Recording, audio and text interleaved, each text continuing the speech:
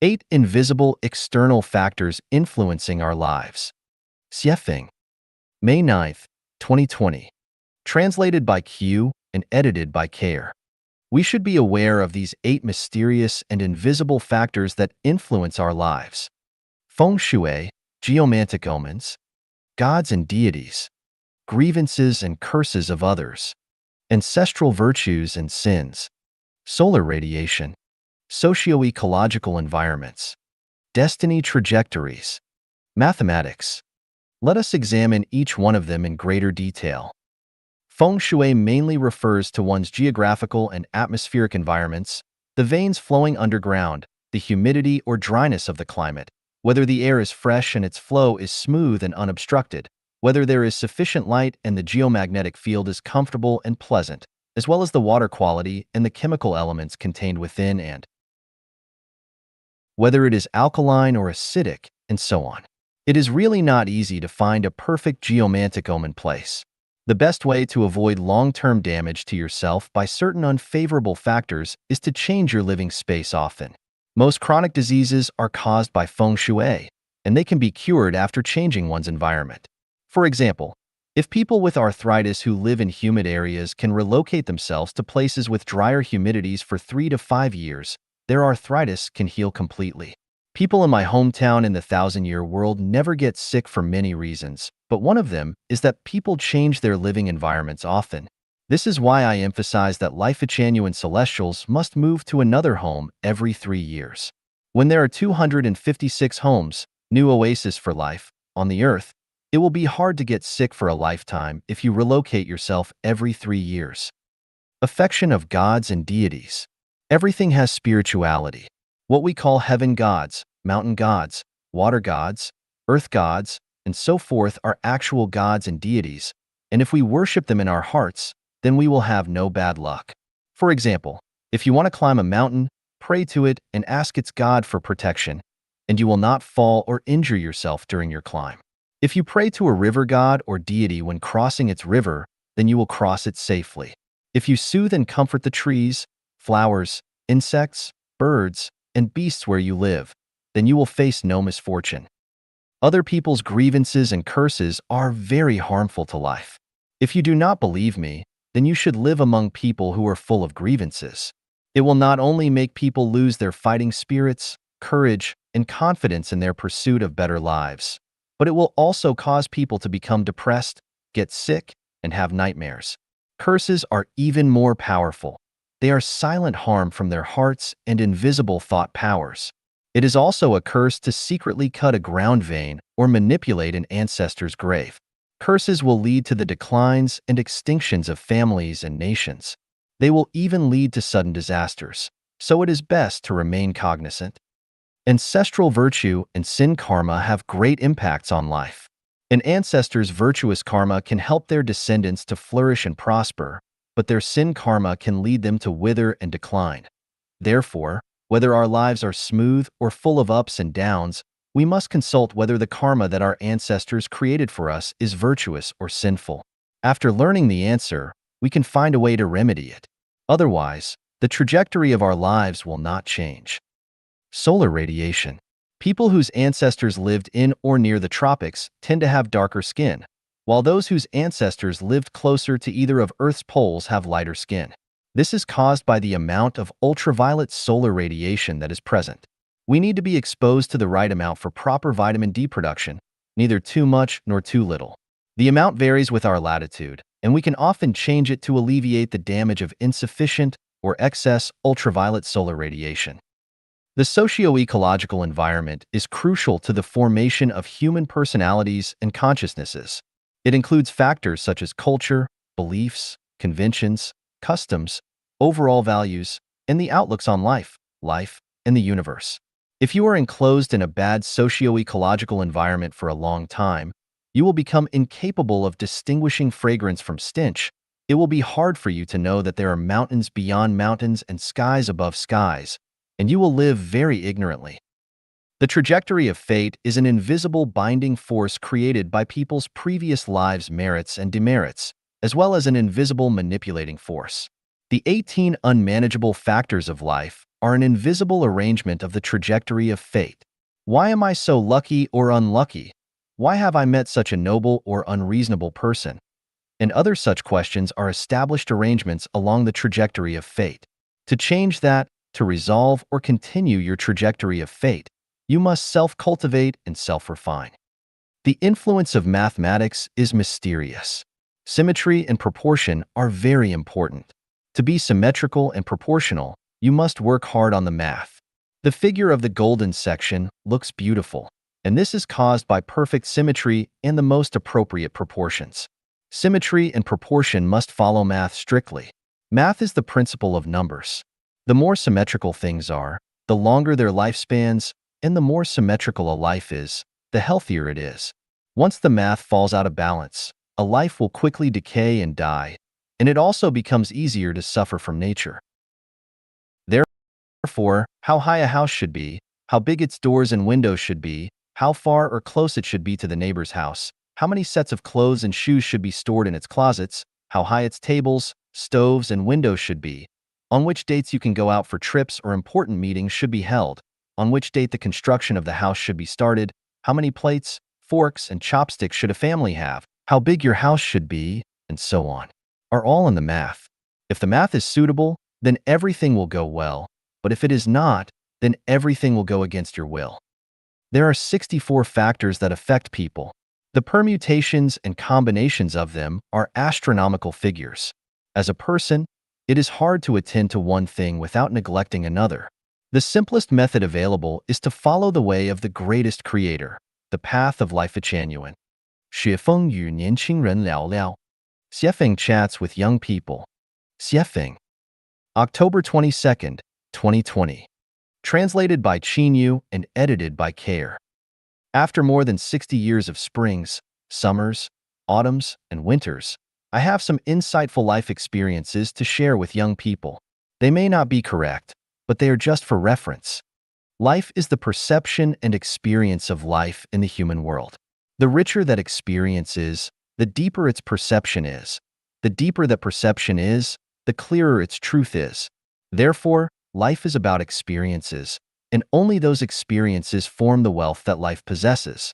Some of those experiences are frustration, disappointment, failure, despair, love, friendship, kinship, sex, holy love, the spring, summer, autumn, winter, wind, clouds, rain and snow endowed by nature, joy, freedom, happiness, satisfaction, sacredness, solemnity, beauty, infinity, the coming and leaving of predestined relationships on the trajectory of life, and the cycles of causes and effects.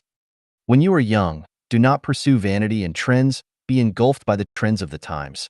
Compare yourself with others, or pursue material possessions, such as buying real estate, cars, expensive consumer goods, high-end supplies, and so forth. If you focus on material abundance and possessions, then you are heading towards decadence, corruption, depravity, pain, troubles, and death. Rather, you should spend your time and energy on learning scientific knowledge and skills, how to behave, the teachings of gods, Buddhas, and celestials, and how to enhance the value of your life. Do not study metaphysics or enter religious groups, political groups, or various cultivation groups because they are all problematic. Especially do not learn anything about magical powers, special abilities, or spell powers. I do not even advocate the premature learning of Buddhism, Taoism, or divine law, let alone supernatural powers. Learning is to enrich one's understanding and to improve the quality of their life, not to be an official or make money, glorify and illuminate one's ancestors, or to be outstanding, let alone to build your good fame forever, but to experience life more deeply and to experience fun and wit of life. Why is the most important thing in life to enrich one's understanding and improve the quality of life? You can only understand it if you look at and study stones. From diamonds, emeralds, rubies, sapphires, opals, aquamarine, tourmaline, moonstones, and garnets, to pebbles, each of their values are completely different. Although we cannot always be human diamonds and emeralds, we cannot let ourselves become the pebbles among people. The more precious the stones are, the more embedded they are into the most sacred places, and the rougher they are, the more they are laid under people's feet. If someday someone can become a god, you will know that the purer their quality of life, the more they will live in a free and perfect world, and the lower their quality of life, the more they will live in a world of control and dilapidation. When you are young, do not waste your mind on building relationships with people because the cost of doing so is very high. Many people spend their precious time, energy, and even wealth on maintaining relationships, but it is not worth it. As long as they are people, they will part ways with you. Lasting relationships are almost impossible to maintain. Following predestined relationships is best, but not maintaining them deliberately. True confidence will appear on your road to strive forward instead of in the relationships you maintained by racking your brains. If you are a precious gemstone, then you will not need to establish relationships deliberately because people will chase you. If you are a cobblestone, then no matter how you rack your brains to establish relationships, people will abandon you.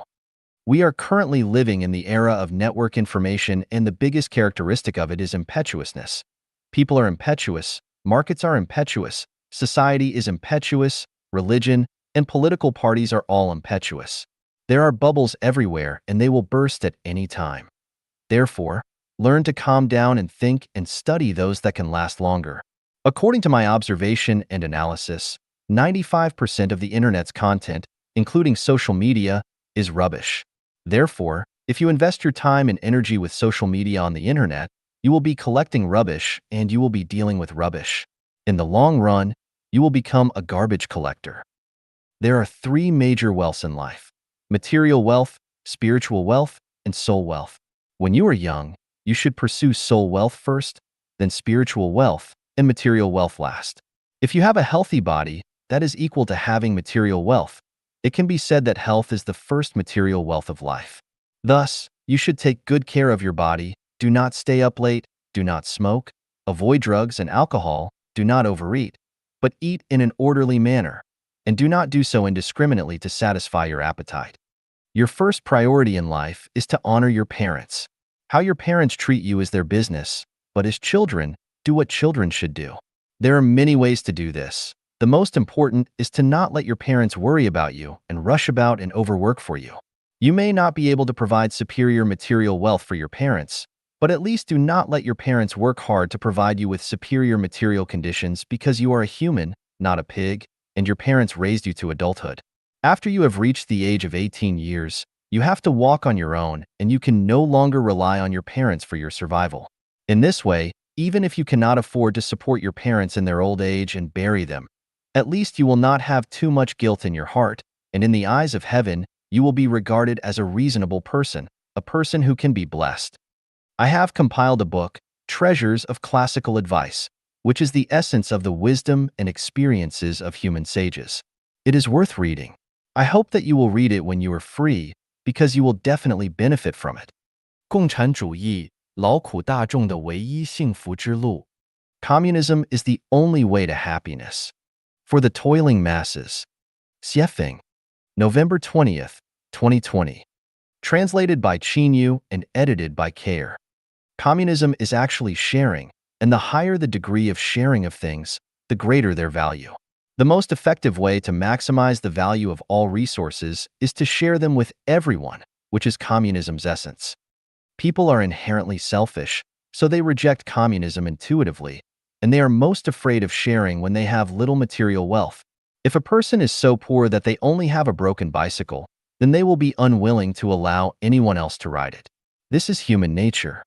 However, when people not only have material wealth, but also power, status, and reputations, they always want to make themselves and their families live more luxuriously than those around them so that others will envy them.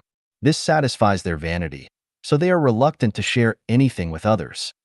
Since Marx founded his theory of communism, the communist movement has almost always been promoted violently and in ways which damage the interests of the property-owning class. The imperfection of Marx's communist theory and the blindness of the behavior of communist practitioners has led to the failure of the communist movement. As a result, when people hear about communism, they instinctively hate it and resist it, which is completely understandable. According to historical experience, I can understand why people demonize and resist communism. This should be a lesson learned, and it can even be said that they are doing right because the so-called communist movements throughout history have run completely counter to the real thing. True communism is gentle, soft, and civilized, not coercive, violent, or depriving others of their property. Who has suffered the most in human history? Of course, it has always been the toiling masses, that is, the common people. For thousands of years, their condition has basically not changed much, and they are still the bearers of most of the suffering. I grew up in Asia, spent more than 10 years in Africa, lived in North America for nearly 4 years, and I have also spent a few months with primitive tribes in Oceania. I felt and experienced deeply the pain and troubles of the commoners everywhere I went. In order to relieve the suffering and troubles of the toiling masses, I have immersed myself in the Bible, Buddhist scriptures, the Quran, the Tao Te Ching, and I have also concentrated on Western spiritual practices and Eastern Osho. I have always paid attention to the global climate and ecological changes, focusing on changes in global political ecology. What I want to tell mankind is that communism is the only bright way out for the common masses. So, what is communism? I have explained some of its theories, but no theories can reveal the essential characteristics of things, let alone analyze all the interpretations and extensions of them. It is only by creating real objects that people can observe intuitively and deeply that they will fully understand them. Therefore, Chanyuan Celestials and I created the purely communistic New Oasis for Life, formerly the Second Home. So if you want to know and understand what communism is, you can visit and experience the New Oasis for Life created by Life Chanyuan for yourselves. Many people equate communism with utopia, and there is nothing wrong with this understanding because utopia is the embryonic form of communism, but most of them throughout history have failed. In order to figure out the reasons for their failures, I have carefully analyzed some historical ones, especially the New Harmonious Village, founded by the utopian socialist practitioner, Owen, in the United States. I wrote an article to analyze the reasons for its failure, in which I opined that its core problem and the reason for its failure was that its utopian leaders did not have clear understandings and blueprints in their minds. They only relied on their passion and were crossing the river by feeling for the stones. So, when encountering the rush of wind, waves, and whirlpools, they could only drown in their rivers. In order to distinguish between the theories and practical activities of communism in history, I call the New Oasis for Life created by Life Chanyuan Xiefeng-style communism. This communism can resolve territorial disputes between countries and excessive consumption of natural resources, solve the corruption problem of government officials, avoid Young Galen-style tragedies, reduce criminal activities by 3/4, enable people to live and work in peace, eliminate war, turmoil, refugees, and hunger, reduce suicide rates by more than half, and can give 98% of the people happy, joyful, free, and blessed lives. Who are these toiling masses? The term refers to those who have suffered their entire lives for food, clothing, housing, transportation, life, old age, sickness, and death. Those who have been struggling for a lifetime and are still struggling. Those who have suffered and have been bullied, troubled, and tortured all their lives. Those who have been looking forward to getting rich every year, while year after year still wearing torn clothes. Those who lack security but see no hope. And those who hate government officials, but on the surface have to show smiles on their faces and be deferential and sycophant to the officials. In short, everyone who wants to live a good life with their hands and diligence are the toiling masses. The cruel reality is that they are people who want to live better lives by hard work, yet their hands cannot rid themselves of troubles, pains, anxiety, sorrow, and even fear throughout their entire lives. This is what happened thousands of years ago. It is the same today, and it will remain this way for thousands of years to come unless we change our traditional production and life mode completely and enter the Xiefeng-style communist society. Otherwise, they will only dream eternally of having better lives. Moral education is always fragile and vulnerable. Christian moral education, Buddhist moral education, Islamic moral education, Confucian moral education, and the moral education of all kinds of sages have been easily destroyed by the face of reality. Look no further than today's China. All Communist Party officials have been raised on Mao Zedong's ideological and moral education, but in the face of money and interests, Mao's thoughts have been shelved. The level of corruption is staggering, millions of yuan. Even tens of millions are not enough. They embezzled hundreds of millions, billions, or even tens of billions. These servants of the people never cared about the lives of all the young Galens? Who cares about the lives of the toiling masses? Very few. Did decades of moral education work? Not at all. Let us look at the recent U.S. presidential election.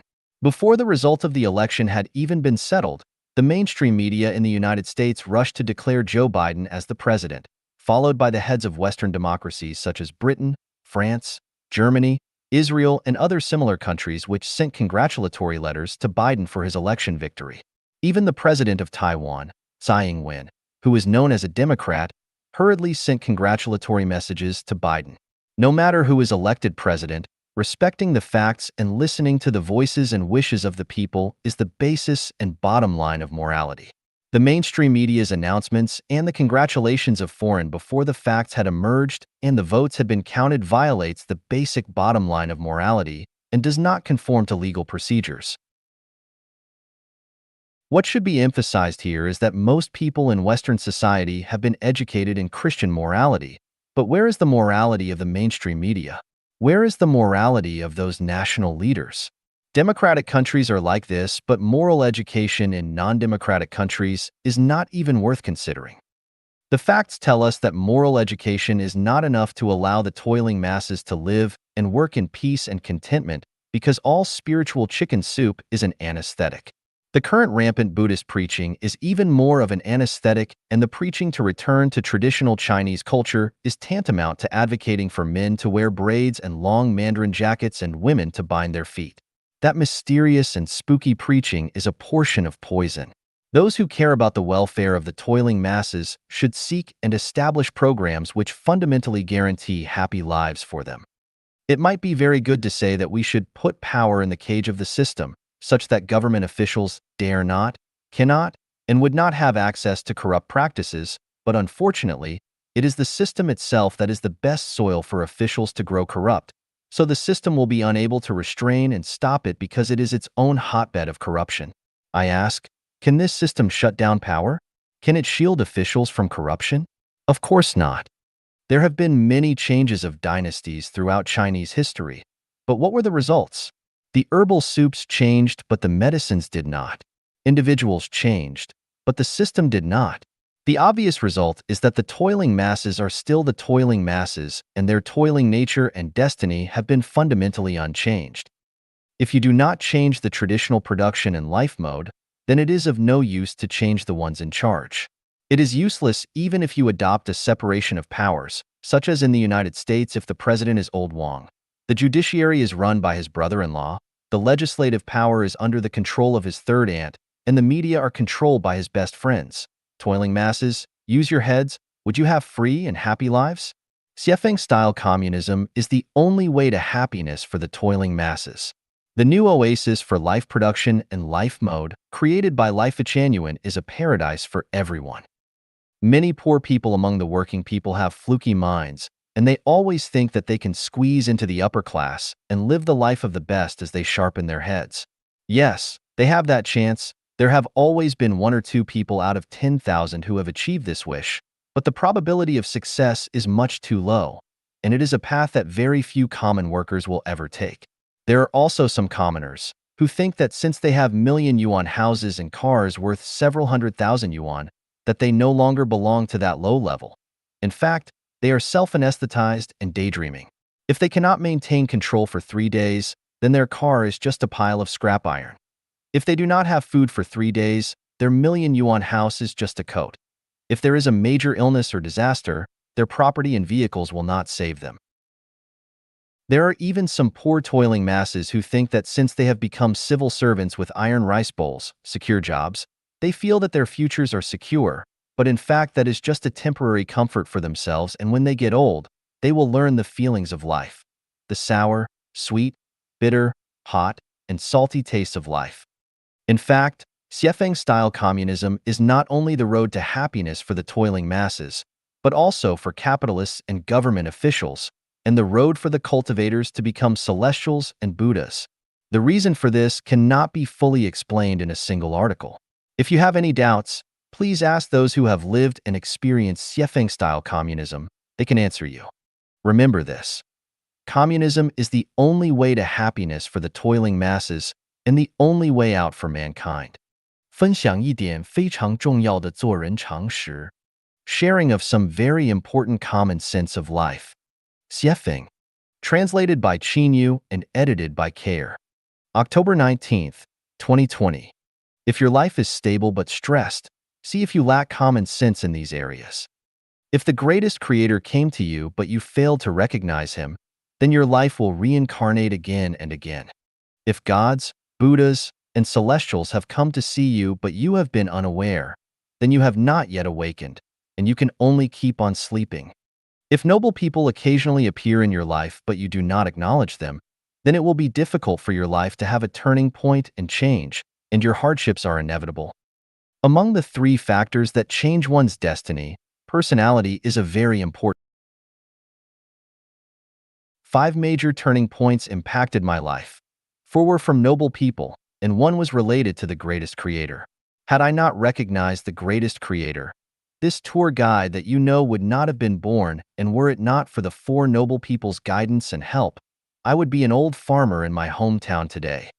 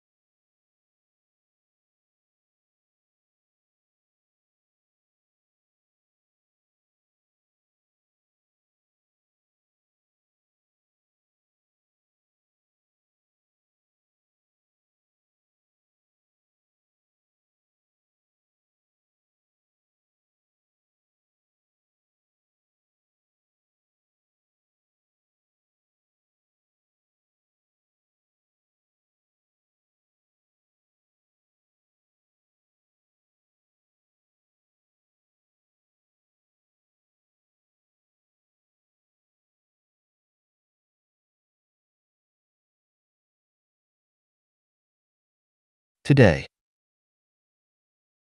where are the noble people, the gods, Buddhas, and celestials, and where is the greatest creator? They are all in your life and at your side. Why can you not see them, and why are you not aware of their existences? This has something to do with your consciousness and soul, as well as your understanding and realm. From your consciousness point of view, you cannot tell the priority of your life or reverse it, and from your spiritual point of view, your heart is too selfish and your mind is dim and closed. If your understanding is poor, then the sound of water running down mountains is noise, and if your realm is not high, and you cannot see beyond material content. For example, if I am the noble one in your life, then have I ever appeared before you? And if I have, then did you pay attention to me? If you did not, then you will not get anything from me, let alone change the trajectory and destiny of your life. How can it be considered that you have paid attention to me? When I speak, you must first listen carefully and then express your gratitude to me. When I come to you, you must stop what you are doing, mute your mobile phone, isolate yourself from the outside world, and communicate with me seriously and intently. When I post articles in WeChat, circles of friends, you should offer likes and show that you have me in your heart. When I show you the way, you must have no doubts, but rather start then and there. Such can be considered your having paid attention. So what kind of words and deeds are considered as your not having paid attention? When I talk to you, do you steer clear of my crucial points, not focus on the subjects of our conversations, and stray to topics that have nothing to do with my subjects? Do you talk too much and listen too little? When I came to you, or when you came to me, were you too busy looking at your phone and chatting with someone else to communicate seriously with me? When I posted an article, did you never offer a like, and therefore prove that I am not important to your consciousness? Were you so busy expressing yourself that you never reacted to my point of view, and so on? What I am saying is that there must be someone whose cognition is higher than yours in any group. Just as in a banquet, there must be a guest of honor. Therefore, after entering any group, the first thing that you must do is to find a person whose cognitive ability is higher than yours. As long as they are there, then you should talk less and listen more to them. In this way, you will benefit. Since they might be a celestial, Buddha, or the noble person in your life, they might well change your miserable destiny. There are mountains beyond mountains, skies above skies, people beyond people, and great masters beyond masters. Do not express yourself too much. When confronted by people with higher cognitive abilities, always listen, do not argue or express yourself, because the more you do, the worse you will be, because within the scope of his or her cognition, those actions can only show your limitations. When you become complacent, they will have already abandoned you. In this way, you will have missed the gods, Buddhas, celestials, and noble people, and missed your opportunity to change your destiny. When one thinks that they are completely right, then there is no room or opportunity for them to sublimate anymore. Their sublimation will be over, and the gods, Buddha, celestials, and noble people will avoid them. All those who insist that they are right will distance themselves from gods, Buddhas, celestials, and noble ones, and auspicious lights will no longer shine on them, because they will have already set their shape, and what they now are will definitely remain the same in the future. People have many opportunities to change their destinies throughout their lives, but most are not blessed to seize them. Gods, Buddhas, celestials, and nobles will appear once or many times in each person's life, but whether you can get to know, meet, and accept them depends on your own thoughts, words, and deeds. Of course, the core factor is your consciousness, state of mind, realm, and understanding. Remember, when you feel that you are right, are obsessed with it, and are arrogant about it, then you are finished.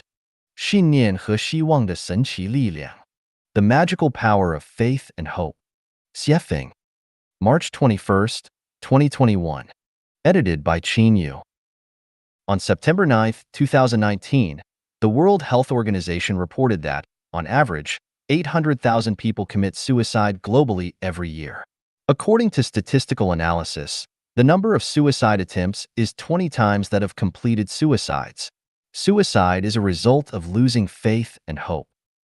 The impact of suicide and suicide attempts on people is estimated at 4 individuals affected per person, resulting in 64 million people worldwide experiencing extreme suffering annually.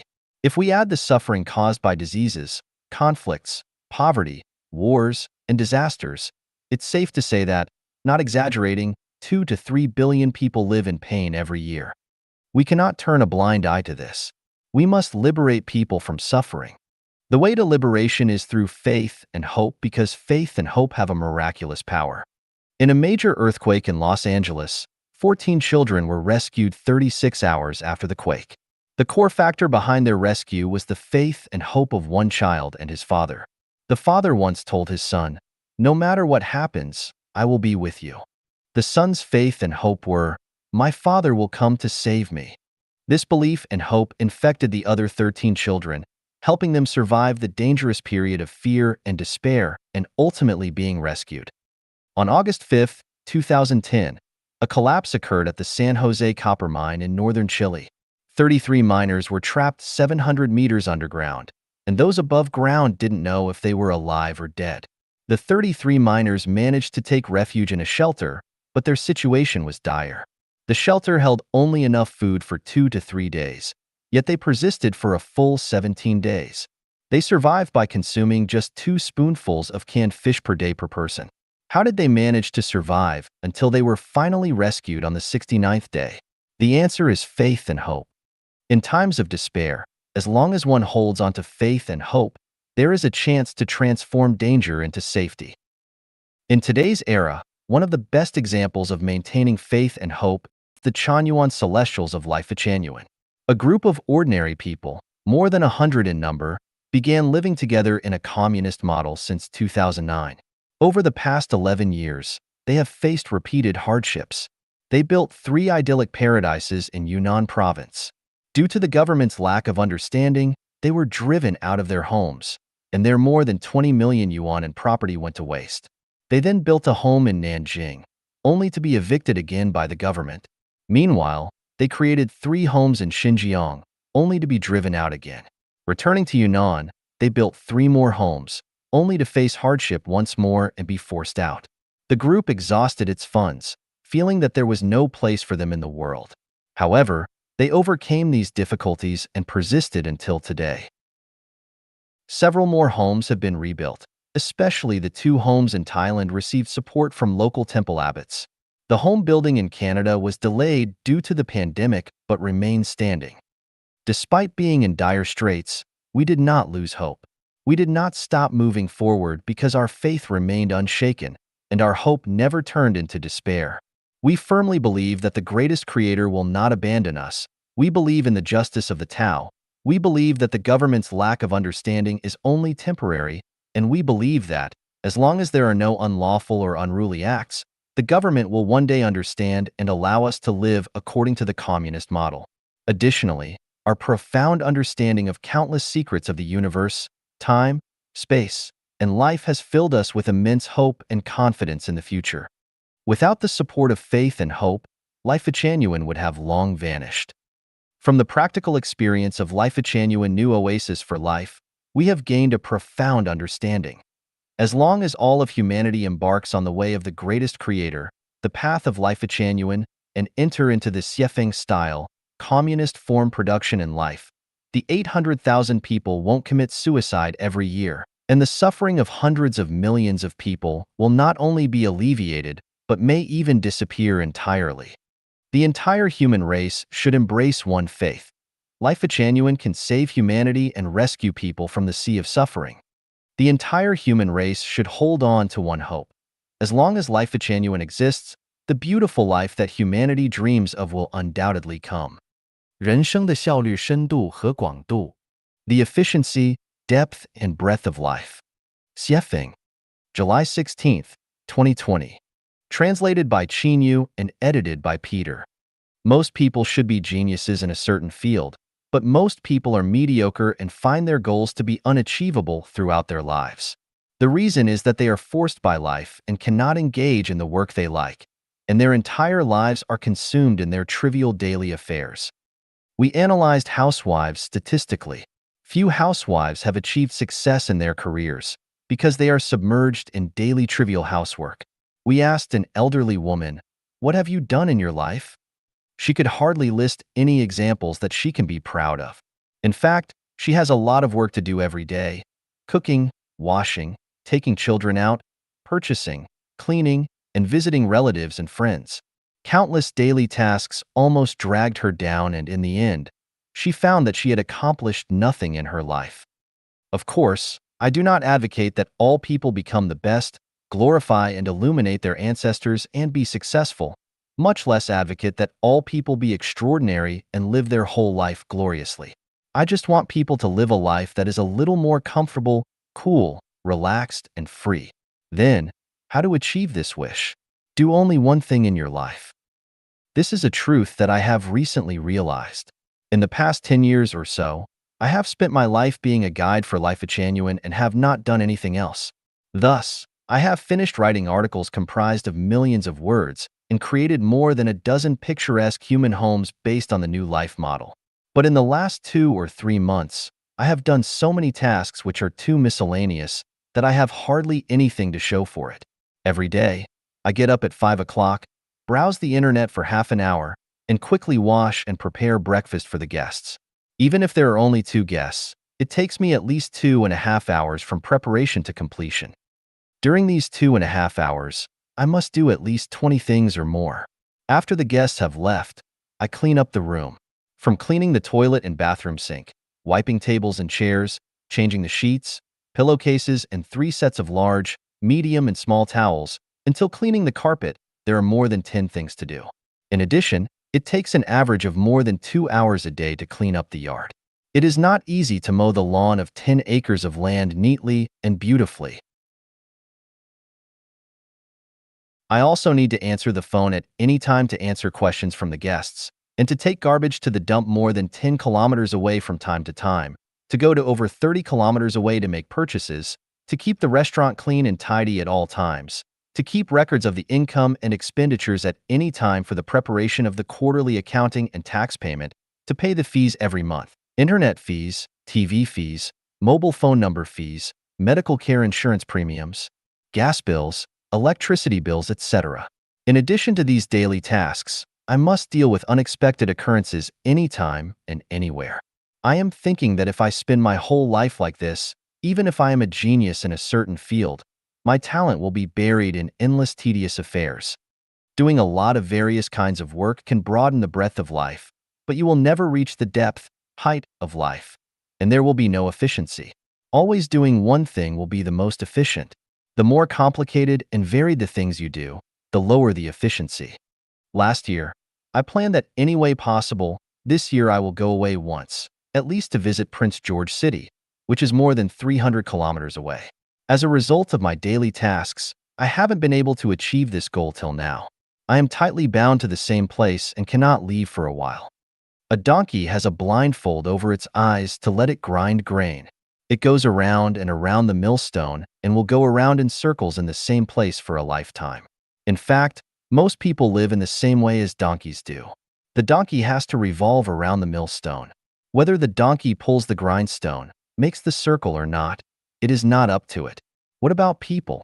Compelled by environment and the pressures of life, people have to repeat the same work every day. All this is involuntarily, and they have no choice. Who can say that I do what I like the most every day? To make life a little more comfortable, chic, relaxed, and free, we must only do one thing in our lives so that we can reach the depth of life. A drilling rig can only drill tens of meters at a time if it infrequently changes the drilling location. To drill to 1,000 meters or 10,000 meters, you must drill in the same hole. Only by concentrating on one goal can it be thus. Rubbing ropes against wooden boards will cut into them, and dripping water onto stones will wear them down. If we work 8 hours a day to make $100, can we make $100 in just 2 hours? I think it is possible. The way to do this is to do only one thing. The more complicated the things we do, the less money we can make. Only by doing one thing can we be relaxed and comfortable. In this way, can we have a good mood and free time to dabble in a broader field in order to expand the breadth of life. The problem is, who can do only one thing in a lifetime?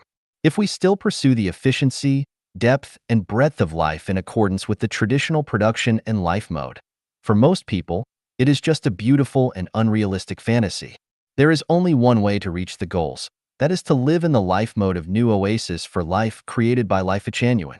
That is the best place to realize your ideal of life. 自由之路 The Road to Freedom. Xiefeng. November 10th, 2022. Translated by Qinyu and edited by Peter. The highest realm pursued by human beings is to obtain physical and mental freedom. Not being physically and mentally free is like being in prison. Why do people want to make more money? Its core purpose is to gain greater freedom. Why do people have to study hard? Its ultimate purpose is to gain more physical and mental freedom. Everyone who has worked hard all his life is fighting for his own physical and mental freedom. The question is, have they achieved physical and mental freedom throughout their life? None. Can you go where you want to, associate with the opposite sex when you want to, say whatever you want to? Who has achieved it? No one. The presidents cannot, billionaires cannot, experts, scholars and professors, followers of any religion, none of them can, not to mention the general public. What is the problem? Why has not a single person achieved physical and mental freedom in their entire life for thousands of years?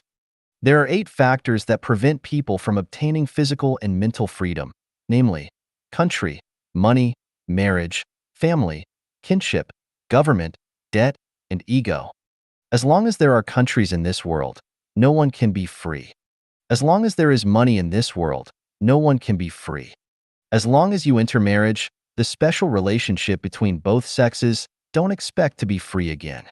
As long as you revolve around family, the most basic production relationship in society, you will never expect to be free for the rest of your life.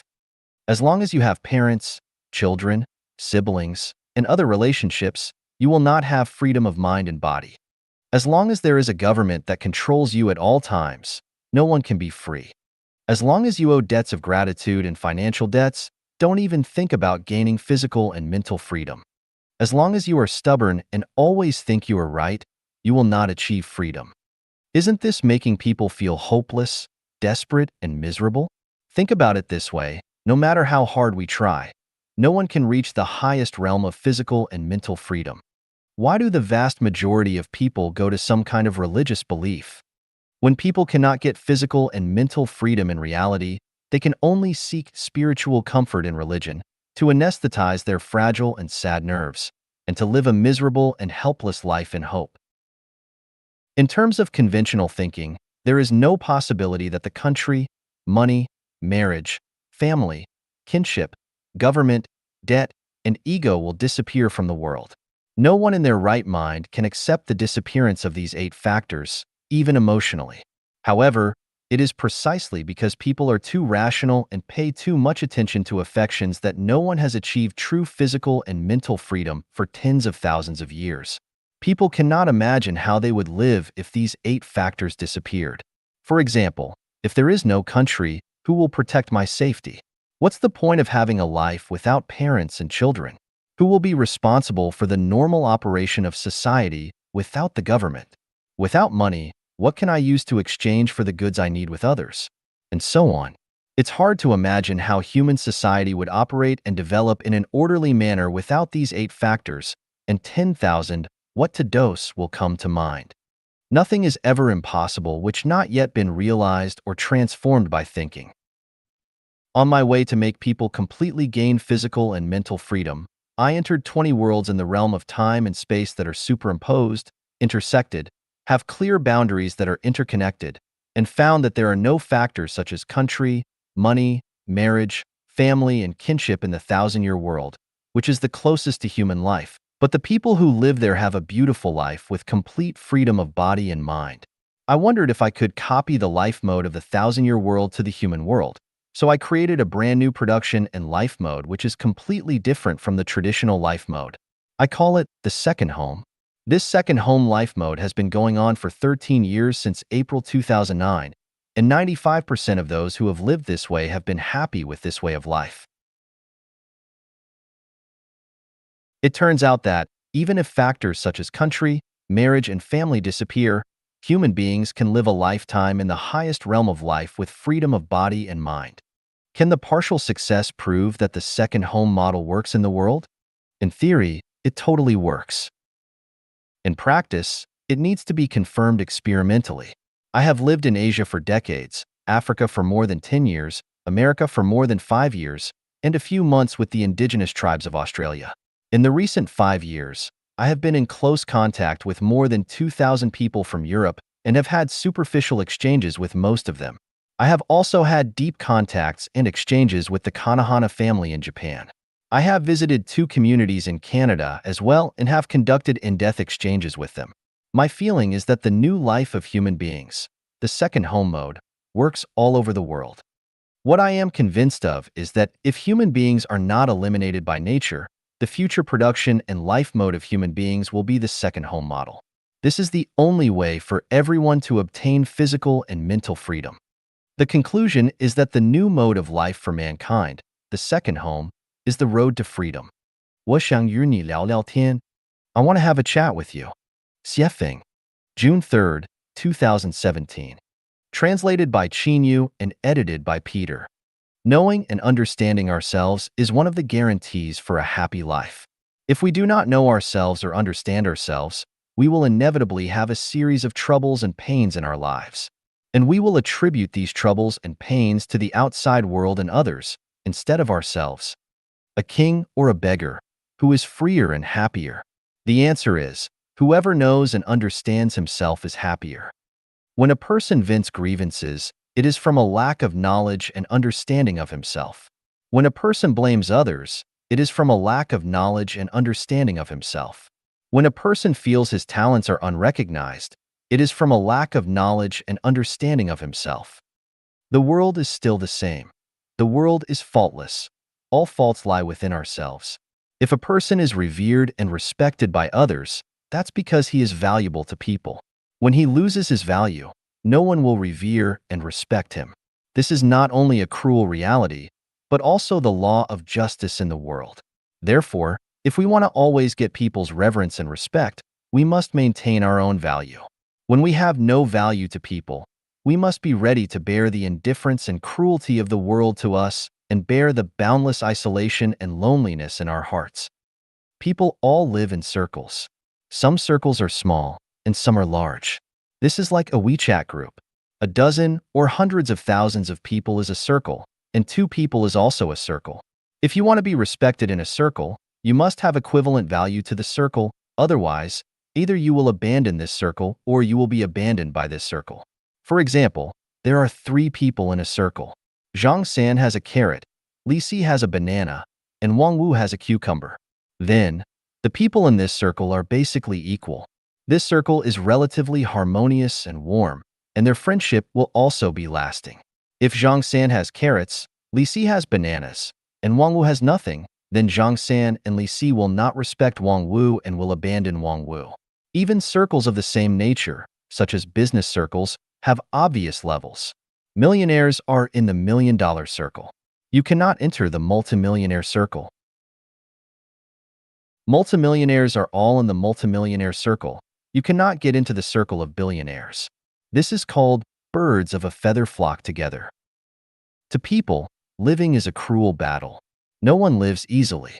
Whoever wants to achieve a happy and ideal life without a cruel struggle must be dreaming. If you have never worked hard but lived well, it proves that someone is supporting you. Once you lose the person supporting you, you will enter a state of misery. In order to avoid entering a state of misery, you must always struggle. Never be careless and live in a muddle-headed way. Do not think about enjoyment, but about giving and dedication. Only in this way can you hope to get the happy life you yearn for.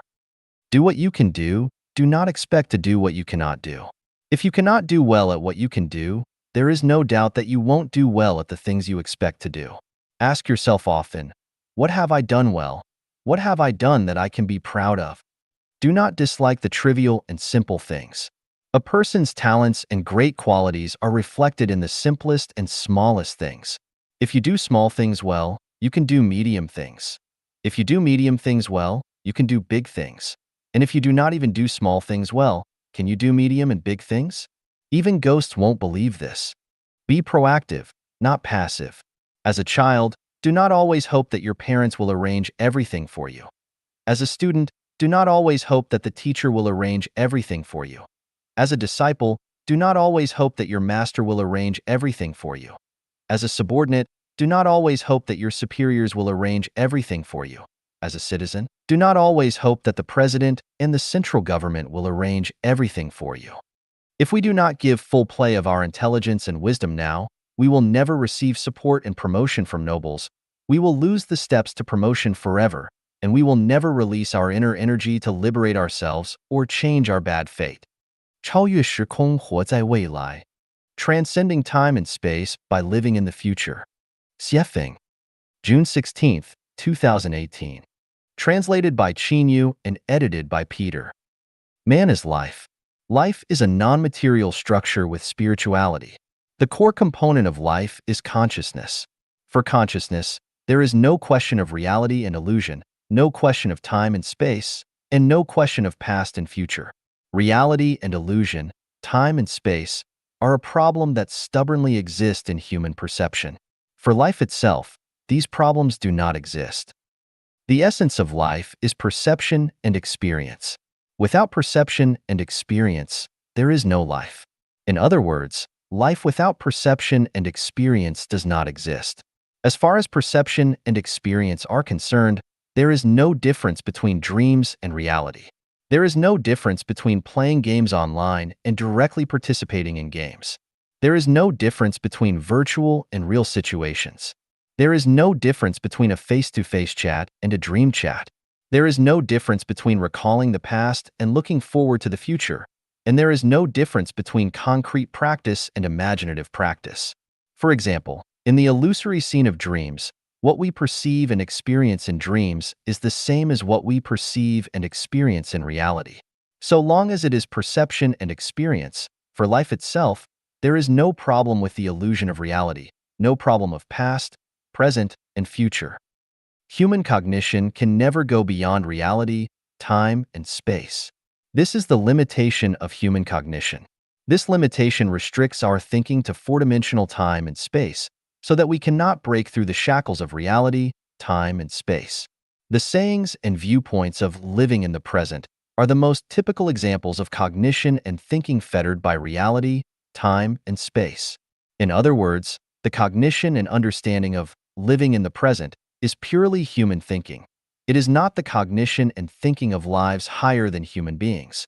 Now, let's discuss the feasibility of transcending time and space from human cognition.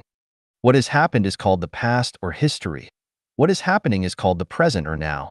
What is going to happen is called the future or the time to come. Now let's make a choice. Would you like to live in the past, in the present, or in the future? For those who have had a good past, they want to live in the past, but also look forward to the future. For people who have had a painful past, they do not want to live in the past. So, how many people are willing to live in the present?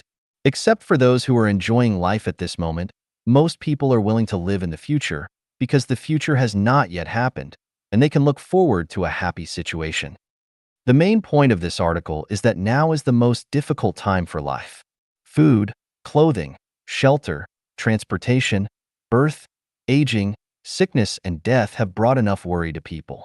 Electricity bills, water fees, internet fees, gas fees, fuel fees, transportation fees, vehicle, house etc. repair costs, house rent, and land tax have given people enough to be anxious about. The giving of presents between people is annoying enough. Personal safety is also worrisome, and the natural disasters and causal disasters that occur anytime and anywhere are heartrending. Therefore, living in this moment is the most troublesome and painful experience. Since life lies in perception and experience, it is wise to consciously avoid and escape the current situation of confusion and sorrow. There is a sad reality that we have to face. Nearly 1 million people commit suicide every year around the world. Millions of people attempt suicide. Hundreds of millions of people have thought of suicide. Why do they commit suicide? Because the present is too bitter, there is no hope, no turning point, no bright future, so they just choose to commit suicide. This is the life tragedy of those who live in the moment. Now let's envision that if a person in such current distress knows that he will receive 1 million yuan tomorrow, or will encounter a noble person who will bring himself out of a real tragic situation, or the world will be reversed and his sorrow will end soon. or he gets to know in a few years that he will turn the situation around and become successful, or knows that he will enjoy a wonderful life in the endless heaven in the future. Then, will he commit suicide? Of course not. Not only will he not commit suicide, but he will live happily every day. This means that letting the consciousness live in the future makes life better than living in the present. Therefore, allow yourself to live in the future and imagine that in the future you can live in the new oasis for life created by Life Genuine. Imagine that you are living in the 1,000-year world, the 10,000-year world, the Celestial Islands continent. In this way, your current misery will be alleviated. No matter how hard or difficult it is, you will survive it. Your current troubles and pains will disappear into smoke and clouds, and all worries and fears will be just illusions in front of you. Hence, you will feel that every day is interesting to live, just like playing games, and even if death comes, you will be fearless and even accept it with joy. This is the way to transcend time and space. We must know that the future is created by visualized thinking. The essence of life is perception and experience. In this case, living in a beautiful future is more meaningful and valuable than living in the present.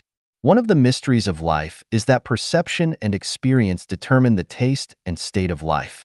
That being the case, why bother letting the consciousness experience a miserable moment? Why not let the consciousness experience a bright future?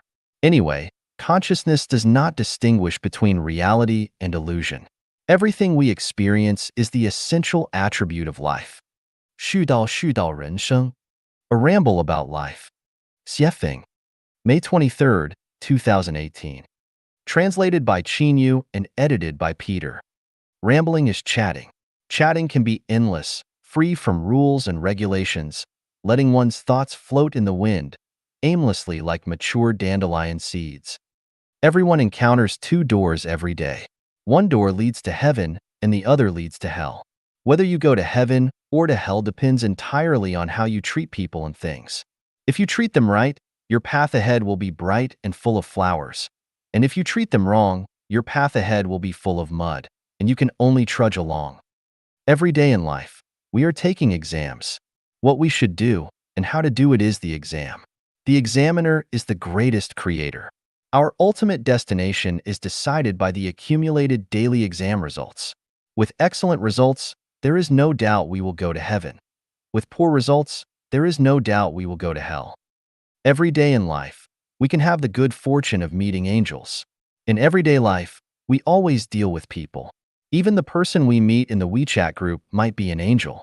If we treat angels kindly and sincerely, our lives might turn around and we may get to know the secrets of life. If we treat angels badly, we may miss a good connection and a good future. Everyone's outcome is an accumulation of his lifetime's thoughts and behavior. Do not take the chance and think that if you hurt a person or life you will not be punished. It is impossible. Punishment is bound to come. Even if we once ridiculed someone, even if we once gave someone a contemptuous look, even if we once humiliated someone with vulgar language, punishment would inevitably come. Some punishments are obvious, but most of the punishments are without a trace. It just happens without our noticing of it. For example, we should have eaten ginseng fruit, but in fact we got sour plums. We should have done something smoothly, but in fact we encountered obstacles and resistance. To analyze and judge a phenomenon, three basic factors need to be considered. One is affection, one is reason, and one is nature. Some phenomena conform to affection but not reason in nature. Some phenomena conform to reason but not affection in nature. And some phenomena conform to nature but not affection and reason. Some unreasonable phenomena are in line with affection and nature.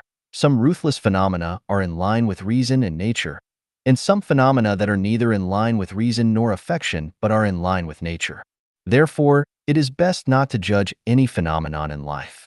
It is easy to misjudge and cause harm, unless we take everything into consideration that are the three factors: affection, reason, and nature. Last year, I went to Vanuatu, the Pacific Island country, and chatted with Mr. Steven, the person in charge of Eden of the East. He said that people should be vegetarian instead of meat eaters. I asked, "Can't we eat pork?" He said we shouldn't. I said that everything has its value of existence. So what is the value of existence of pigs?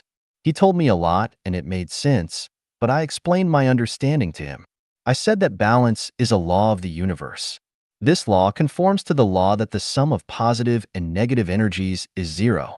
Its basic principle is that it rises here but falls there. It increases here but decreases there. It gains here but loses there. And it strengthens here but weakens there. For example, if a person's words hurt many people, the balance of it will be that he can no longer talk. If a person takes advantage of the world, he will definitely be balanced by paying the price for this. If a person owes someone a debt, it will be balanced by his repaying the debt. If a person cruelly killed another life, it will definitely be balanced by the giving of his own life. In this sense, a pig must be the reincarnation of a certain person as a result of his words bringing too much hurt to others. He took too much advantage of others, he owed too much debt, and cruelly killed a certain life. Only by reincarnating as a pig and paying with his own hair, bones, blood, flesh, and life can he balance the debts he owed in his previous life. In this sense, eating meat is a kind of benevolence, and not eating meat is cruel. Why do I say so? When a person owes a debt, he will be reincarnated as a pig to repay. If you do not eat his meat, that means that he is not allowed to repay his debts, and he has to continue to carry his debts and reincarnate again and again in the livestock world. This is a bit cruel, but if you eat his meat, it lets him repay his debts and leave behind his reincarnation in the pig world and return to the human world as a human being. Isn't it a good deed? There are endless truths that people need to learn and understand in their lives. There is a deep understanding that I want to share with everyone. This is to never hurt anyone in your life. Do not hurt with words, nor with deeds, eyes, mouth, hands, feet, or thoughts. Even if others hurt you, you must never deal with a man as he deals with you. Just say good words, as many as you like, and never say anything bad. Once you do, it will become sin, and it will be too late to remedy. Fish are in the water, people are in the Tao, and the operation and changes of all phenomena and things in the world are in the Tao, and there are no people or things that should be wronged. Feeling being wronged is because of your not understanding cause and effect. If you understand the law of cause and effect, you will know that everything is appropriate. It is really divine punishments, though slow, are always sure, with big meshes yet letting nothing slip through. Therefore, if others hurt you, they will be handed over to the Tao's handling and arrangement. We ourselves will never hurt people, will never hurt anyone. 人类最佳出路，改变传统的生产和生活模式。 The best way forward for mankind, changing the traditional production and life mode. Xiefeng. February 1st, 2023. Translated by Qinyu and edited by Peter. With the development of human beings today, there are many chronic diseases that cannot be cured by the traditional production and life mode. More than 7 billion people are living on the earth and consume a large amount of resources every day, and consumption has exceeded the regeneration capacity of the earth. Rapid advances in science and technology can develop new types of energy and save resources, but ultimately, it is a drop in the bucket and cannot solve the crisis that we are facing. The chronic diseases of the entire human society are as follows. Resource consumption exceeds regeneration capacity. Everyone is a consumer of resources, not a creator of resources. In the long run, the depletion of resources is an inevitable reality, and this problem cannot be solved by relying on the traditional production and life mode. The waste of resources. A large part of what people use in food, clothing, housing, transportation, birth, old age, sickness, and death today is extravagant and unnecessary. This problem cannot be solved by legal and moral teachings. It can only be solved by changing the traditional production and life mode. Official corruption and a slothful government. There are always contradictions between officials and the people. This problem has not been resolved for thousands of years. The problem is that the traditional production and life mode are fertile soil for corruption. If the traditional production and life mode do not change, the corruption of officials and government sloth cannot be eliminated. Conflicts between ethnic groups and between countries. The competition and conflicts between different ethnic groups and nations which are caused by resource competition and ideological differences have never been resolved in history. If these conflicts cannot be resolved, Huge military expenditures will not be reduced, and wars will be inevitable. The huge damage that this causes to society cannot be avoided. The only measure to solve this chronic disease lies in changing the traditional production and life mode of human beings. The gap between the rich and the poor. Due to everyone's different talents and the efforts that different people make, it is natural and normal for people to have a wealth gap between them. However, if the gap between rich and poor becomes too large, conflicts will form. The most effective way to alleviate this conflict is not legal and moral teaching, not to mention administrative orders and taxation, but to change the traditional mode of production and life. The magic of money. With money as a medium of exchange, its value and function cannot be questioned and underestimated. However, when people regard the pursuit of money as the primary motivation and purpose of survival and life, social turmoil and personal troubles and pains will be the result. How can the magic of money be eliminated? Only by changing the traditional mode of production and life. The loss of integrity. The more there are people, the fewer the resources, the more intense the competition will be, and the lower the integrity of people will be. With the loss of integrity, the cost of communication between people, countries, and special interest groups will increase infinitely. This is not only detrimental to the welfare of all the people, but also detrimental to resource conservation and social stability. How can this problem be solved? Legal and moral constraints cannot play a major role, so it can only be solved by changing the traditional mode of production and life. The disadvantages of government planning and a market economy. Facts have proved that the government's plan will take care of one thing and overlook another will lead to the impoverishment of the people. The market economy is like the law of the jungle, which will lead to the weak becoming the prey to the strong, which is not the ideal state of human life. I have thought about many options of how to make the world favorable and harmonious, and for the people to live and work in peace and contentment. Finally, it has been found that the best plan is to replace the traditional way of production and life with the new way of production and life. So, what kind of mode is the new human production and life mode? In a word, it is a full replication and copy of the production and life mode of the thousand-year world of the kingdom of heaven. The model of this new mode of production and life on earth is the production and life mode of the second home created by Life Echanuan. A brief summary of this new mode is: human beings will no longer enter the institution of marriage and family, but enter the program of the second home. Countries will disintegrate. There will be global cooperation and resource sharing. The scale of population growth will become lower than the regeneration capacity of the Earth's resources, and people will flow around the world designedly, allowing everyone to reach the state of life in the kingdom of heaven, where everyone owns nothing yet owns everything. This is not a dream, but a summary of the successful experience that has been practiced on the earth for 15 years. May every citizen of the earth get to know, think, and practice it. 人类最高级文明内涵 The connotation of the highest level of human civilization. Dayform Buddha. May 2, 2023. Edited by Peter. When human civilization enters the most advanced stage, there will be no laws, no countries, no currency, no marriage and family, and no forms of identification such as ID cards, passports, driver's licenses, work permits, medical licenses, judge certification, professor certification, and so on, and there will be no various types of business licenses. Readers may think that this is impossible. Without laws, without countries, without any identification, the whole human society will become chaotic. For example, if there are no driver's licenses, people who don't understand traffic rules will also drive on the road and will inevitably cause traffic accidents. I want to say that we cannot imagine the form and operating mode of the highest level of human civilization society with the current consciousness and living environment of people, but we can imagine that when everyone is selfless and exudes the nature of truth, goodness, beauty, love, sincerity, and trust from within, all the disputes in the world will be melted away. The unskilled driver will not drive on the road because he loves others more than he loves himself.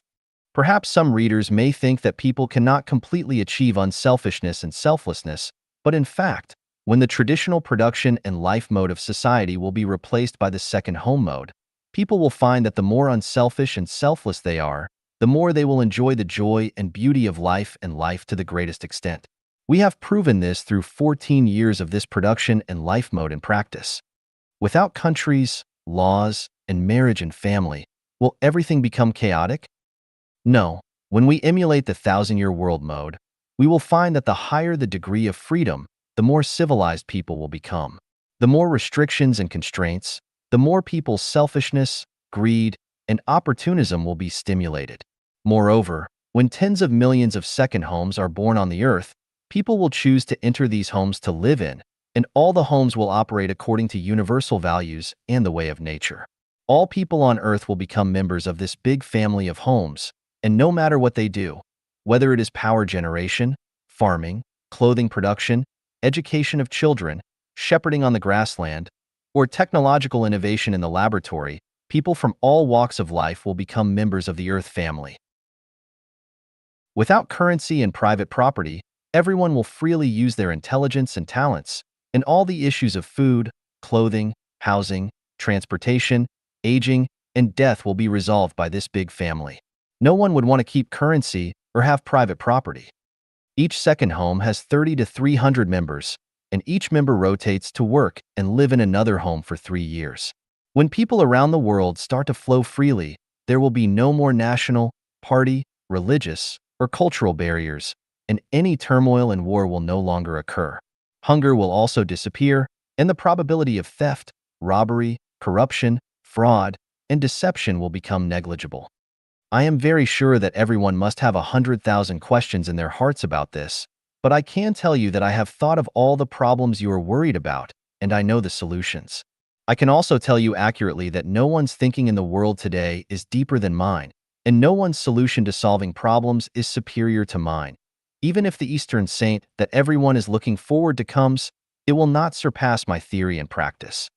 Humanity has only one bright future ahead, which is to follow what I say, because no matter how intelligent a person may be, they cannot escape the 36-8 diagram arrays. Only by following the path I guide you on can we have the most wonderful future. 与自己同行的人造就了人生的悲欢离合。The people who accompany us on our journey shape the joys and sorrows of our lives. Xiefeng. June 1st, 2023. Edited by Qin Yu. People realize and understand as they grow older that the individuals that they journey with shape the joys and sorrows, separations and reunions of their life. They contribute to the ups and downs, the completeness and deficiencies of one's existence. During childhood, parents are the ones who bring both happiness and sadness, separations and reunions, completeness and deficiencies. Having loving and understanding parents is a blessing in life. However, if parents treat their child as a means to uphold family honor or as a target for venting frustrations from outside, it becomes a source of sorrow in life. During adolescence, the most influential people to walk alongside are teachers.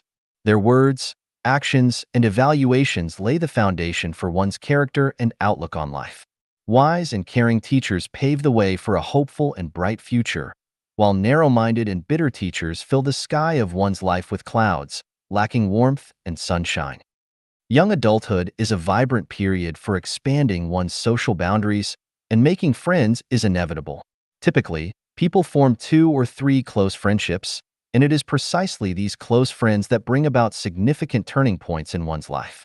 Genuine and open-minded close friends, filled with the confidence and courage to strive and excel, will inspire oneself, leading to a passionate and hopeful outlook on life. On the other hand, if a close friend is selfish, deceitful, and harbors a dark mentality, one will also be drawn into a chaotic and disorderly path that goes against morality and even legality.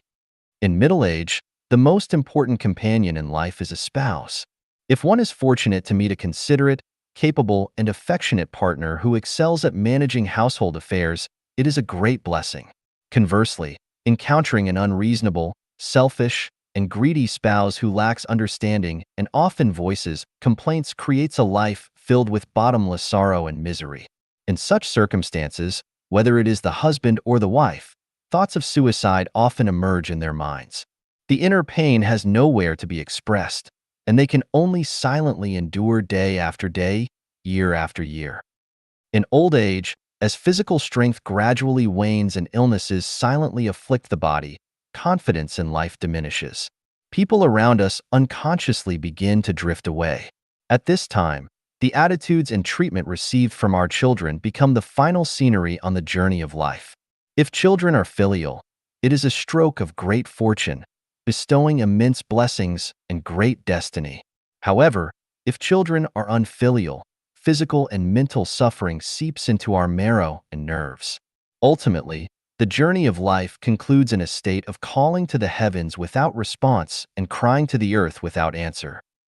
Whether it is during adolescence, young adulthood, middle age, or old age, if one encounters someone who cares genuinely, bringing happiness, joy, freedom, blessedness, and hope without expecting anything in return, that person is truly a saint, a bodhisattva, an angel. That must be you have burned some high incense in your past life, and blessings poured forth from your ancestral graves. Cherish this extraordinary affinity. If one is fortunate to encounter a group of individuals who selflessly give and contribute without making excessive demands, it is a tremendous blessing and the greatest care and blessing from heaven. It is worth treasuring for a lifetime. 失业大学生们的锦绣之路 The Splendid Path of Unemployed College Students. Xiefeng. April 25, 2023. Edited by Qin Yu. Happiness. Misery lurks beneath it. Misery. Happiness is to be found by its side. What I see is a bright future awaiting unemployed college students, a wonderful life that is incomparable. This is what I think, and I hope respected and dear unemployed college students can consider whether it makes sense. At this moment, you may be in a state of confusion, anxiety, uncertainty, restlessness, and disappointment. This is because you are carried along by the tides of the times. If you try to catch up with the tide or let others determine your fate, you will find yourselves in a sea of suffering. Not to mention reaching the other shore, you won't even be able to see where it is. First of all, you should understand that it is not your fault, nor your parents' fault, nor the fault of your school teachers and professors that you are unable to find a job. It is the fault of the times. Just like the blooming flowers wither in the spring, it is not the fault of the flowers, but the result of a cold spell. You may be inspired by another form of success studies, such as how to make a comeback, how to escape from the lower class, how to cross social barriers, and so on. I want to say that such motivation will only make your situation more difficult and miserable. Don't aspire to be superior to others, don't aim to live a life that others envy, don't expect to achieve financial freedom quickly, and don't anticipate starting your own business. These thoughts and actions are poison to life and will make everyone's existence even more unbearable. In front of you lies a life adorned with beautiful flowers. Endless is the sea of bitterness. Repent and you will find the shore. How do you repent? How do you reach the paradise-like shore of life? Once your roots establish yourself, the way will grow therefrom, and the way will guide you. Only seek to serve more people without desiring to earn more money. Reduce your material desires to the minimum. Live in a thatched hut, wear patched clothes, eat simple food, drink plain water. Refuse all luxury goods. If necessary, you can beg. Regard yourself as the most ordinary blade of grass in nature. Don't pursue romantic relationships, don't get married, don't start a family. Concentrate your efforts on establishing a foundation, inheriting the wisdom of the past, creating everlasting peace. Listen to the teachings of Jesus Christ, respect the Dharma of Shakyamuni Buddha, embrace the spirit of the Prophet Muhammad, and adopt the thoughts of the Taoist Saint Laozi. Regardless of how dark the world becomes, how fickle people's hearts are, how bleak the future appears, and how others may comment, dedicate yourself to unifying the world and ensuring the well-being of all people, allowing everyone to enjoy the blessings of life. Strive to make everyone possess everything while having nothing, and work hard to provide everyone with a means of livelihood. Regard labor as the foremost necessity of life. Adhere to this principle. The image of laborers is the most beautiful. Labor is the source of joy and happiness. Laborers possess the finest qualities.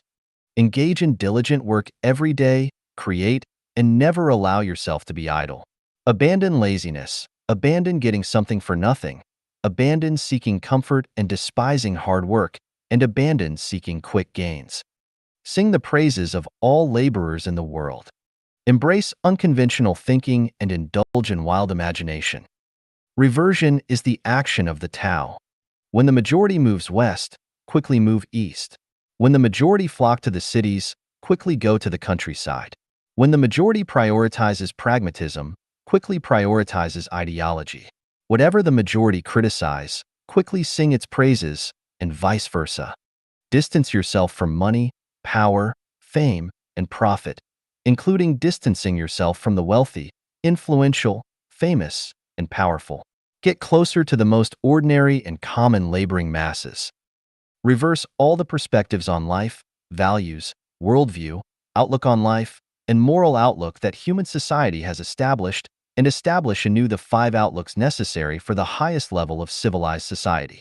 Then, you will discover the scenery of, just as the weary traveler despairs of finding a road, lo, a village appears, and the shade of willows and riotous flowers beckon. The path has been paved for you, and the future is definitely more beautiful than you imagine. If you find my words reasonable, follow the path I have laid out. If you think I am talking nonsense and misleading you, then continue the path you believe to be correct. 性的神力和魔力 The Power and Magic of Sex. Xiefeng, March 31st, 2021. Edited by Qin Yu. In the Bloodstream Sermon, Patriarch Bodhidharma said, "Nature, same as sex in Chinese, is Buddha.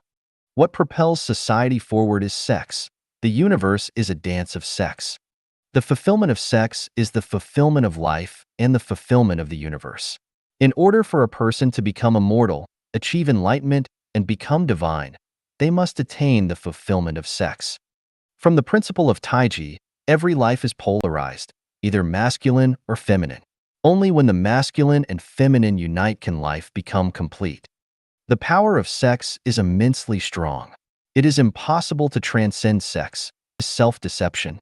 Sex possesses divine power.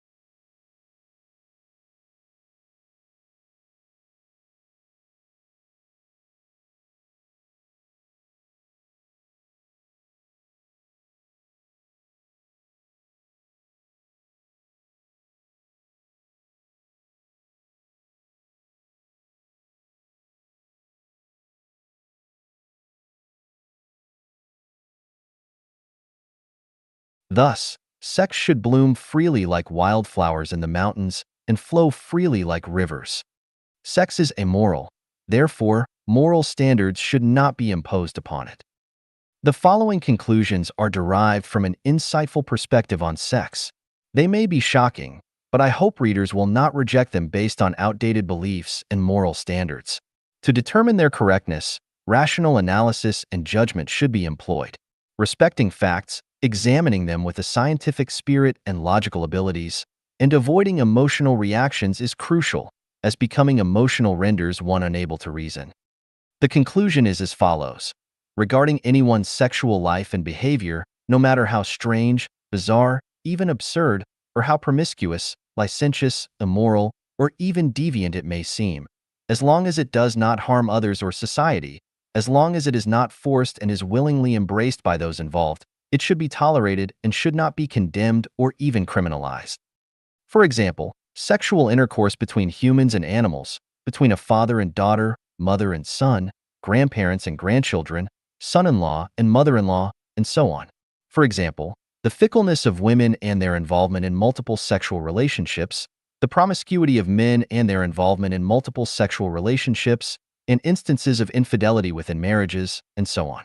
The myriad of unconventional sexual activities and patterns should be understood.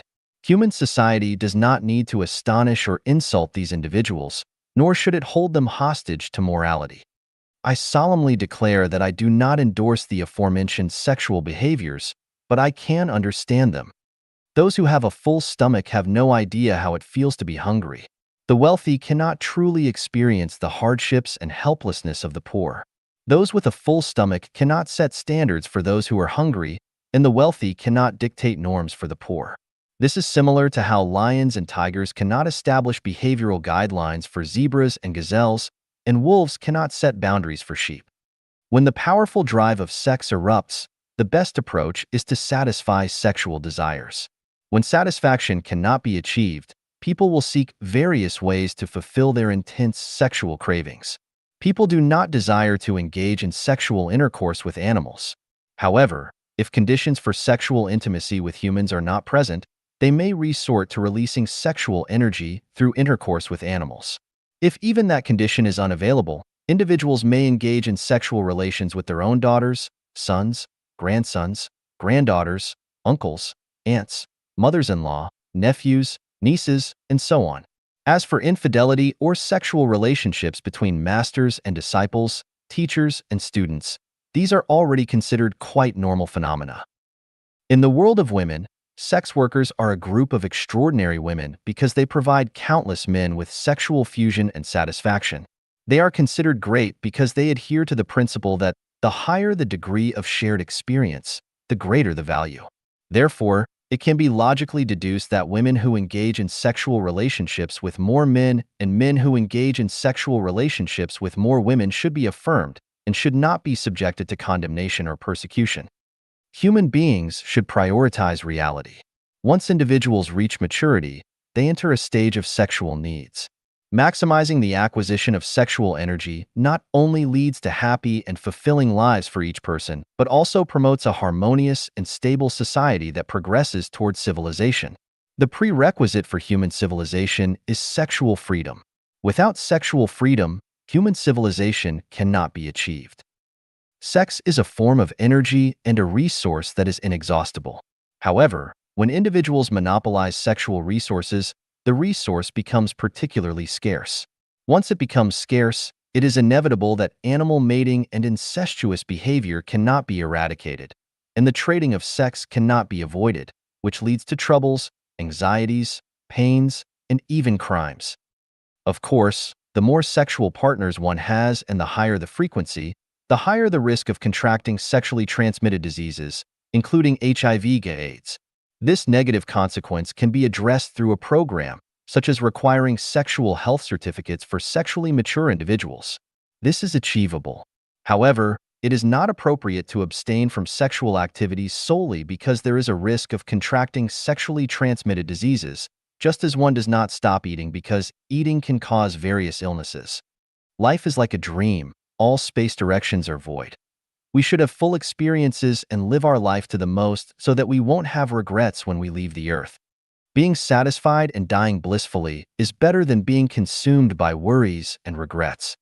一球64智论人类生存模式 One Earth, 64 Systems.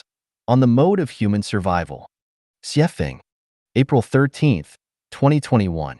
Edited by Qin Yu. Inspired by the concept, One Country, Three Systems of Mr. Li Liangbin, who is from Jinshi Province, let us explore the future mode of human survival.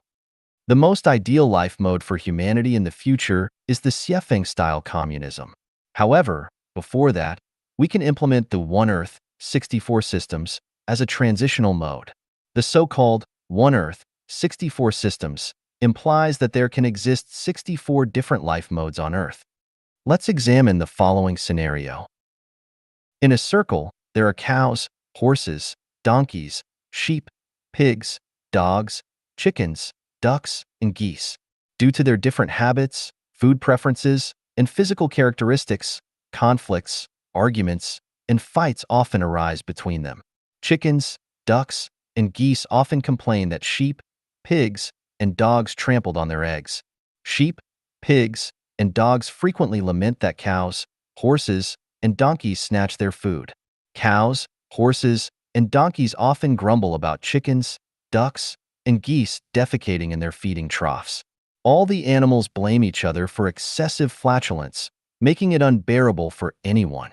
As a result, no one is leading a good life, and it becomes impossible to live under such circumstances. To solve the above problems, moral education is futile and ineffective.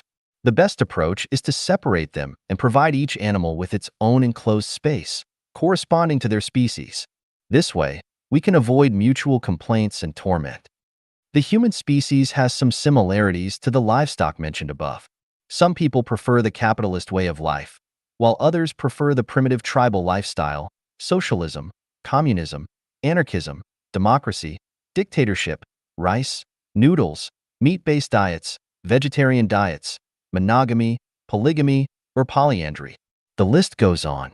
When individuals with diverse preferences are forced into the same mode, conflicts, arguments, and even physical fights are unavoidable. The way to eliminate contradictions and conflicts among individuals is to allow them to live in their respective spheres where they can find peace and happiness. Therefore, my idea is the One Earth, 64 Systems approach. For example, all white people could gather in Europe, black people in Africa, and yellow people in Asia. This would eliminate racial discrimination. Those who prefer the capitalist system could come together to engage in capitalism, while those who prefer the socialist system could come together to practice socialism, and those who prefer the communist system could come together to pursue communism. Similarly, those who embrace Christianity could gather in one place, those who follow Islam could gather in another place, and those who practice Buddhism could gather in yet another place, and so on. Likewise, those who enjoy noodles could eat noodles, those who prefer rice could eat rice, those who enjoy meat-based diets could come together, and those who prefer vegetarian diets could gather as well. Those who prefer monogamy could form their own society, those who prefer polygamy or polyandry could form their own society, and those who advocate for a society without marriage could form their own community for shared relationships. In this way, just like providing separate spaces for cows, horses, donkeys, sheep, pigs, dogs, chickens, ducks, and geese, humans no longer need to argue and fight with each other due to differences in personality, interests, and so on. Why 64 systems? Because human survival requires 64 elements, and none can be omitted. Do you see it? Cows, horses, donkeys, sheep, pigs, dogs, chickens, ducks, and geese are arguing together without any value or meaning, and their arguments will never end. Arguments between humans are also without value or meaning. The best solution is to live our own lives according to our own preferences. Can the above ideals be realized? Certainly not, because those in power won't allow it. Therefore, this proposal is only meant to bring some amusement to everyone when they have enough to eat and drink and have nothing else to do. 把每件小事做完美，你就是非凡之人。 Completing every little thing perfectly makes you extraordinary. Xiefeng, April 23, 2021. Edited by Qin Yu. As someone in their 60s, I have some life insights and experiences to share with young people, which will undoubtedly benefit you greatly. The most valuable insight and experience from my half-century of life is that by completing every little thing you do perfectly, you become an extraordinary individual, and your life path will only grow wider as you continue. What are the small things you should strive for perfection in? The answer is that every small thing you do each day should be worth doing perfectly. Here are some examples. When interacting with others, whether serving or cooperating with them, always make an earnest effort to bring joy and satisfaction to others. This is especially true when dealing with your superiors, elders, or those who excel in their careers. Let them know that you respect them and are willing to serve them. When performing tasks, never have even the slightest hint of complaints or half-heartedness. When collaborating with others, be willing to give more and enjoy less, making the experience comfortable and valuable for the other person. When interacting with your blood relatives, such as parents, children, siblings, and other relatives, or with your spouse, in-laws, and their relatives, do not focus on personal interests. Instead, give your utmost effort to do things well to the best of your ability. Never expect rewards. Simply express your best qualities and make everyone feel secure and comfortable when they are with you. Most young people will work for private employers or become government employees as civil servants. Regardless of the character of your boss or immediate superiors, regardless of your salary and other benefits, and regardless of whether the working environment satisfies you or not, You should strive to perform the tasks you are engaged in to the highest possible level.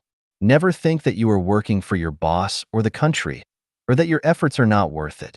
Either quit and leave, or put your heart and soul into doing the job well.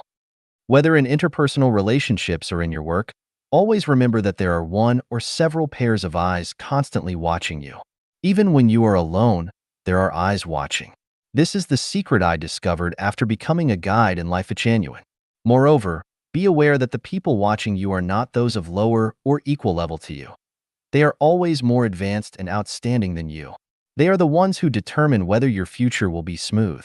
If you fail to do small things well, your path will become narrower as you go. But if you excel in every little thing, your path will widen as you move forward.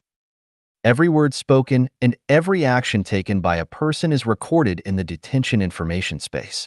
Even if tens of thousands of years pass or the Earth disappears, everything recorded in the detention information space will not disappear.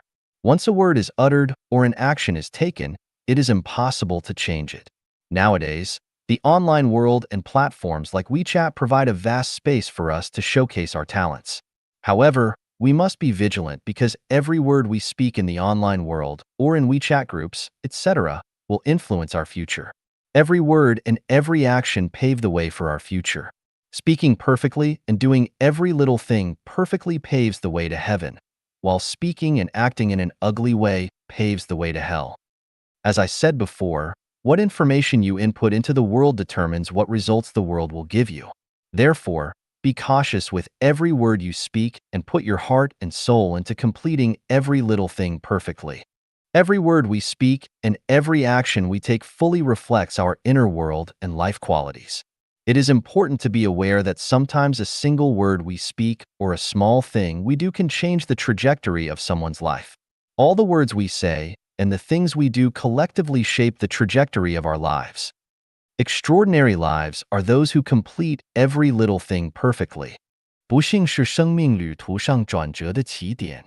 Misfortune is the starting point of turning points on the journey of life. January 9th, 2022.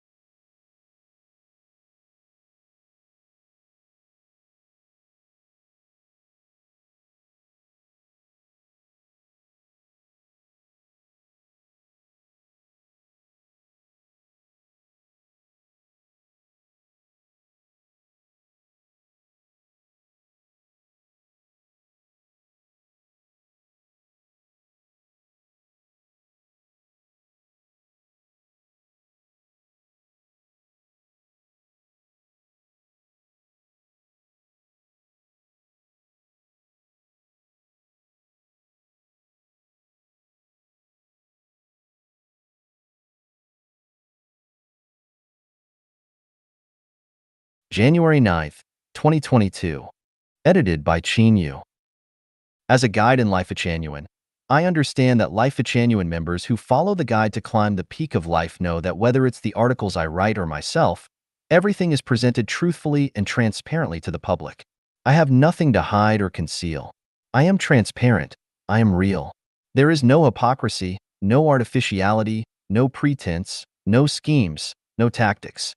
What I say may not be completely correct, and what I do may not be flawless, but what I say and do is a genuine expression of my true self. I speak out about the insights, experiences, and viewpoints I have gained on my journey of life, hoping that they may have some value as references. I experienced the years of hunger in 1958 and 1960 and almost starved to death. That was misfortune. However, The result of this misfortune is that I have found every meal I eat in my life to be delicious, whether it's the sour taste of Northern cuisine, the spicy taste of Central cuisine, or the sweet taste of Southern cuisine. Whether it's Chinese, Western, or African cuisine, they are all enjoyable. This is because I have a belief in my heart that simply having enough food to fill our stomachs in life is happiness. In 1980, I studied at Zhangjiago Geological Technical School, specializing in being a fitter.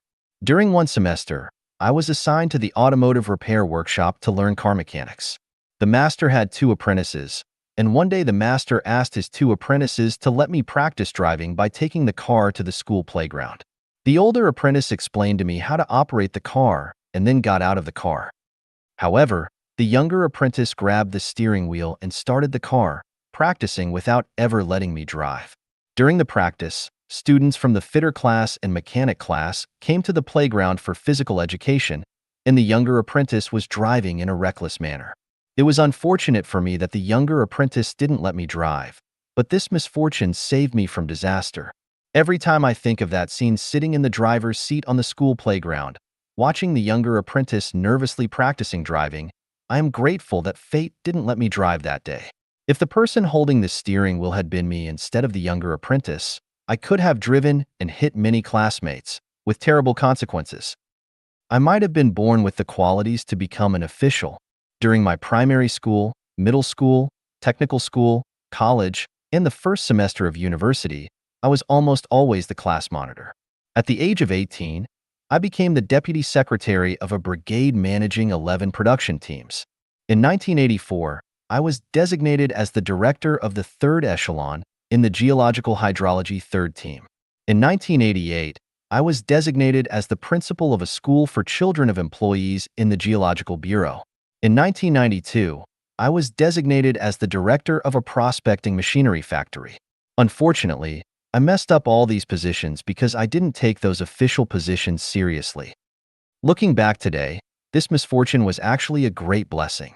If I had become an official at the time, according to what my wife said in 1993, I would have already been the governor of Gansu province. If that were the case, there would be a 90% chance that I would have become a corrupt official and could have ended up in prison. Even if I didn't end up in prison, my name would certainly be infamous throughout history. In 1994, while I was abroad, the official's vehicle broke down. I was asked to drive it to Blavoy, more than 200 kilometers away, for repairs. As I was the translator, no one else could handle it. The owner of the repair shop was a white person who said it would take 3 days to fix the car. So I handed the car over to the repair shop and returned to the base. However, that evening, I was subjected to the official's insults. He wanted me to fix the car and bring it back the same day. Faced with such irrational treatment from my superior, I quit on the spot. This unfortunate event led me to leave the system I had finally entered. Later, I started my own business and embarked on the path of self-reliance. Thanks to the irrational insults from the official, I finally found my path to freedom. At a time when there were very few private cars in China, I already had a sedan and a van, and I was living in a spacious villa with a front and backyard and a swimming pool. I employed 2 people to maintain the garden and clean and wash clothes for me. Over 20 years ago, I had a car accident, an unfortunate event. However, it was that car accident that became a major turning point on my journey of life, completely changing the trajectory of my life and leading me onto the way of the greatest creator, finding the way to heaven. In China, due to the establishment of Life Genuine and the Second Home, I faced suppression from the government. Over 10 communities were destroyed. This was misfortune. But precisely because of these misfortunes, I was pushed to Canada. In Canada, the land is vast, and I live on 40,000 square meters of private land. According to my friends, where I live is a mansion with 10 bathrooms, 2 washrooms, and 6 showers. I enjoy a peaceful, harmonious, and secure heavenly life. From the aforementioned unfortunate events, what have we realized? In fact, when we encounter unfortunate events, we feel anxious, suffer, worry, and even become resentful. However, in most cases, misfortune is precisely the turning point in life. It is truly said, good fortune lies within bad and bad fortune lurks within good. When we understand this, When faced with misfortunes on the journey of life, we face them calmly, accept them willingly, and may even secretly rejoice. Therefore, when misfortune befalls us, we must remain calm, not panic, not go mad, not complain, and certainly not become angry. As long as we are alive, we can await the day when the clouds disperse and flowers bloom. The members of Life Genuine all know that when I lost sight in one of my eyes, everyone worried about me. But I smiled and declared, haha, from now on, I can see everything clearly with just one eye. Since the day I began losing my eyesight until today, I haven't really cared about the loss of one eye. Who knows whether it is a good thing or a bad thing? When the Chinese government released a video message calling the second home created by Life Genuine an evil community, I laughed and felt delighted all day long. How marvelous! Darkness curses the light, and the light becomes even brighter. Calling me Xiefeng, evil only serves to prove that it is a case of thieves crying, "Catch the thief."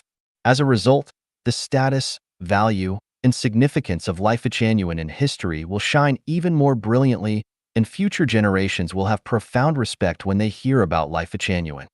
When numerous unfortunate events occur on the journey of life, congratulations! The gates of heaven have already opened for you. Misfortune is the starting point of turning points on the journey of life. Please cherish misfortune. 仇富必将贫穷. Hating the wealthy will lead to poverty. Xiefeng. January 12, 2022. Edited by Qin Yu. Philosophy tells us that the principle of unity of opposites is universal in the universe. For everything, there exists something that is its opposite. If there is an up, there must be a down. If there is beauty, there must be ugliness. If there is wealth, there must be poverty, and so on. This existence of opposites is not only reflected in the external world, but also within ourselves. It means that within the same person, there can also be opposing aspects. For example, if you dislike wearing clothes, then you can only be naked. If you dislike the truth, you can only live in falsehood. If you dislike men, you can only become a woman. Therefore, if you hate the wealthy, you will inevitably head towards poverty. From this, we discover a pattern. Things tend to move towards their despised opposite. Based on this pattern, we can draw the following conclusions. If you hate heaven, you will move towards its opposite, hell. If you hate hell, you will move towards its opposite, heaven. If you despise landlords, capitalists, and the wealthy, then you will move towards being a poor farmer, a wage laborer, or a beggar. If you despise violence, you will move towards peace. Likewise, if you despise peace, you will move towards violence. If a country eliminates all the rich people, that country will inevitably move towards poverty. If a country despises civilization, it will move towards ignorance and backwardness. If all members of a nation respect, admire, and protect the wealthy, that nation will move towards prosperity and strength. On the contrary, if everyone discriminates against, insults, and suppresses the wealthy, that nation will move towards poverty, backwardness, and weakness.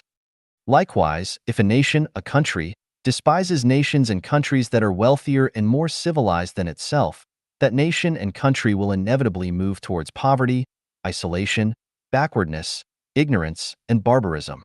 From this, we can draw another conclusion. You will move towards what you like. If you like cleanliness and tidiness, you will get rid of filth and messiness. If you like wealth, you will overcome poverty. If you like saints, you will transcend being a laity or mortal.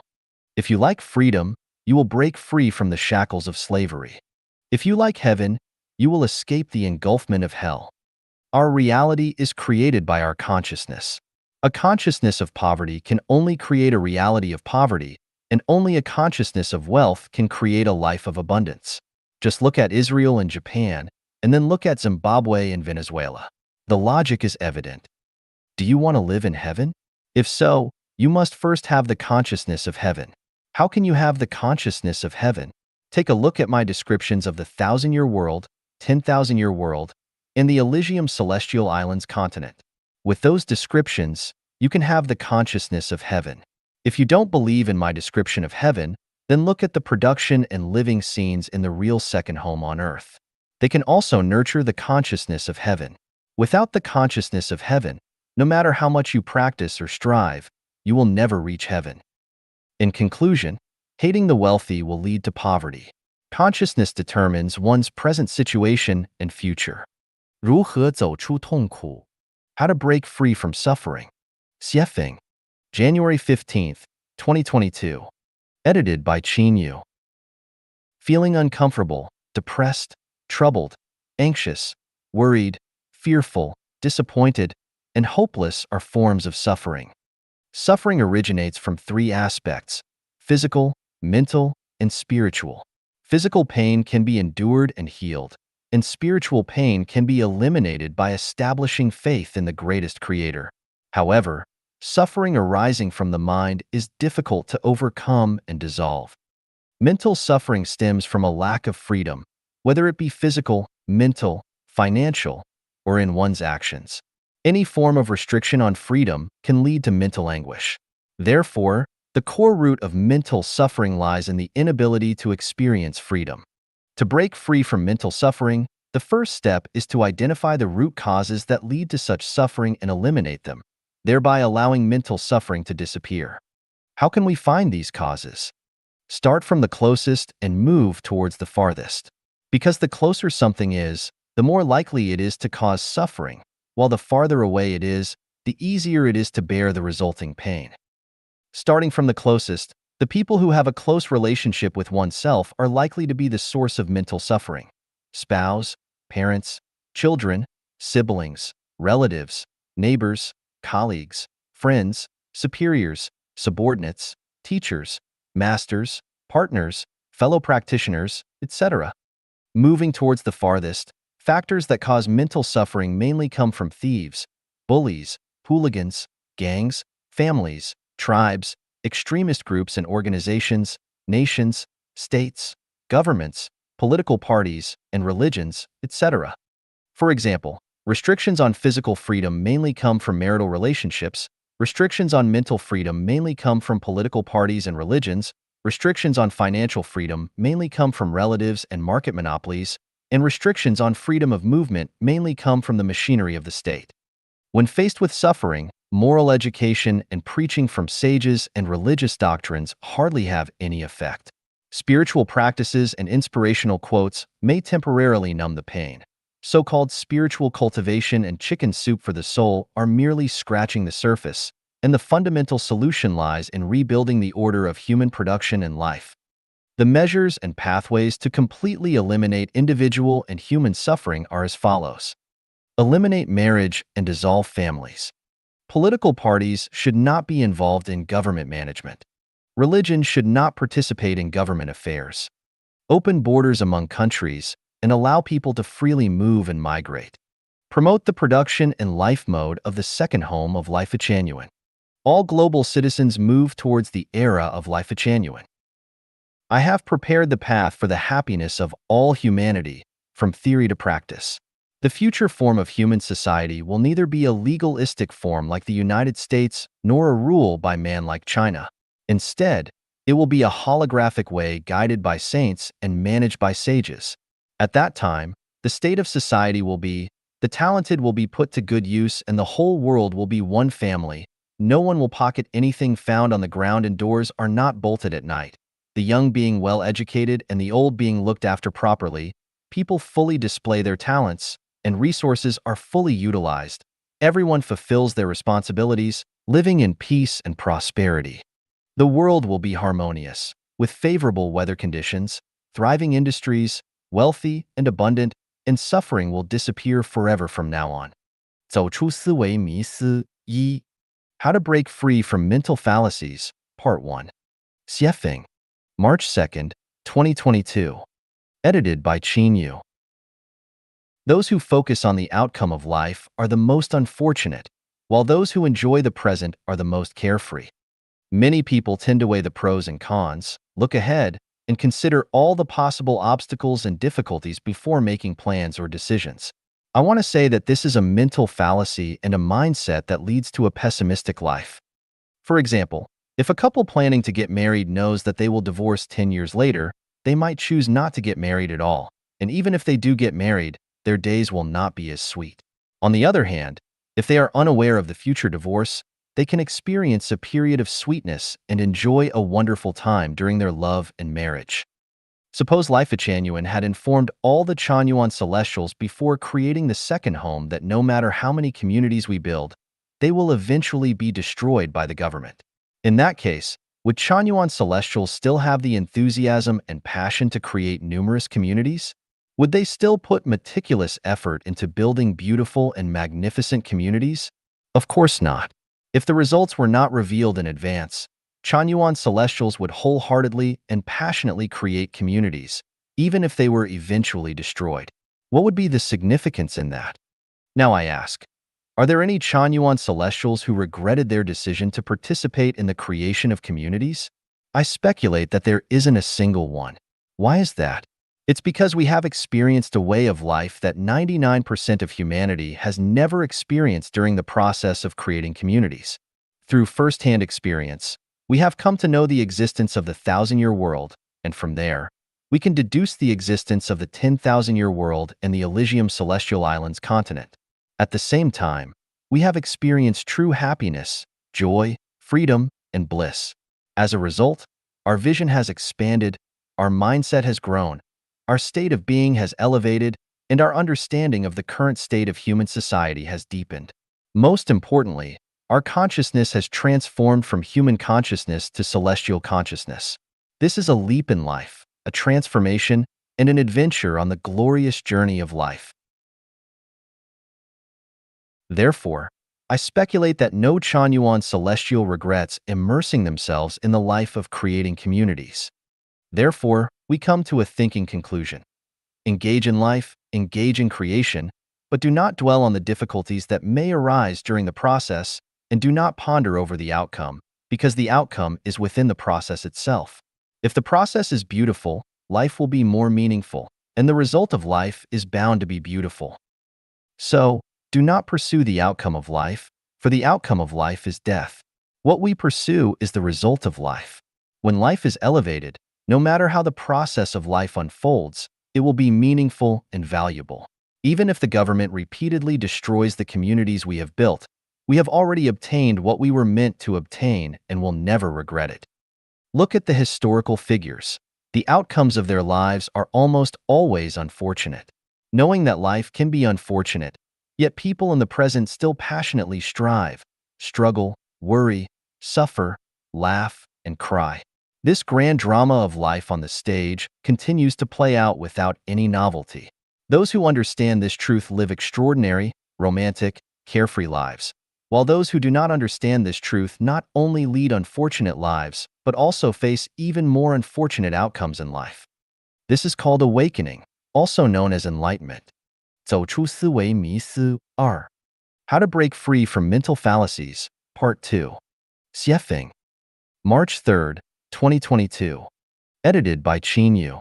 Life shines in attachment, while life perishes in attachment. Merging life and life into one is a mental fallacy in life.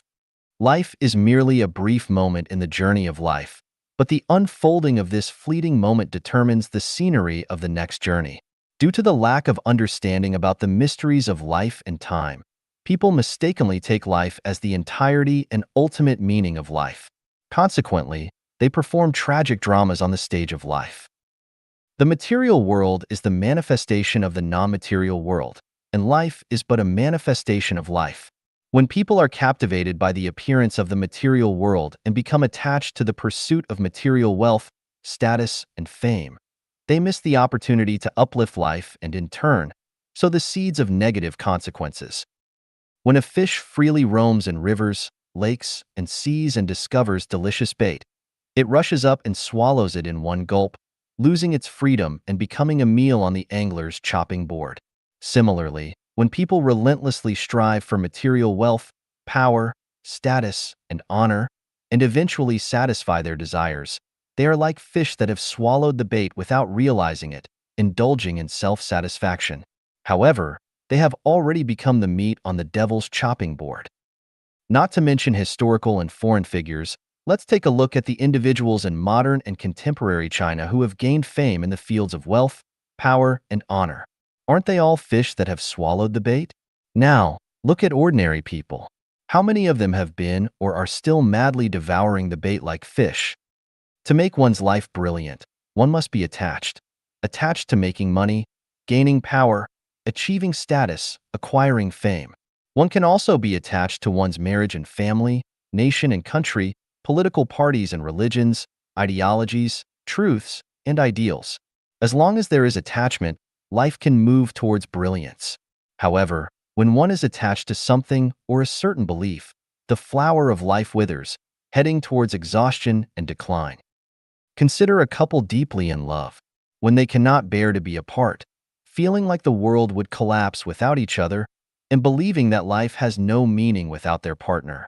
He wants only to marry her, and she wants only to marry him. This is called attachment. This kind of attachment brings about a deeply romantic and sweet period in their lives, reaching the pinnacle of a passionate love affair. However, as time passes and the erosion of daily life begins, they gradually realize that their attachment has become a binding rope. The longer this feeling persists, the stronger it becomes. Because of excessive attachment, they neglect all the other scenery along the way. By the time they grow old, they realize that they have missed countless opportunities to appreciate breathtaking scenery. Beneath their smiling faces lies a sense of helplessness and endless lamentation.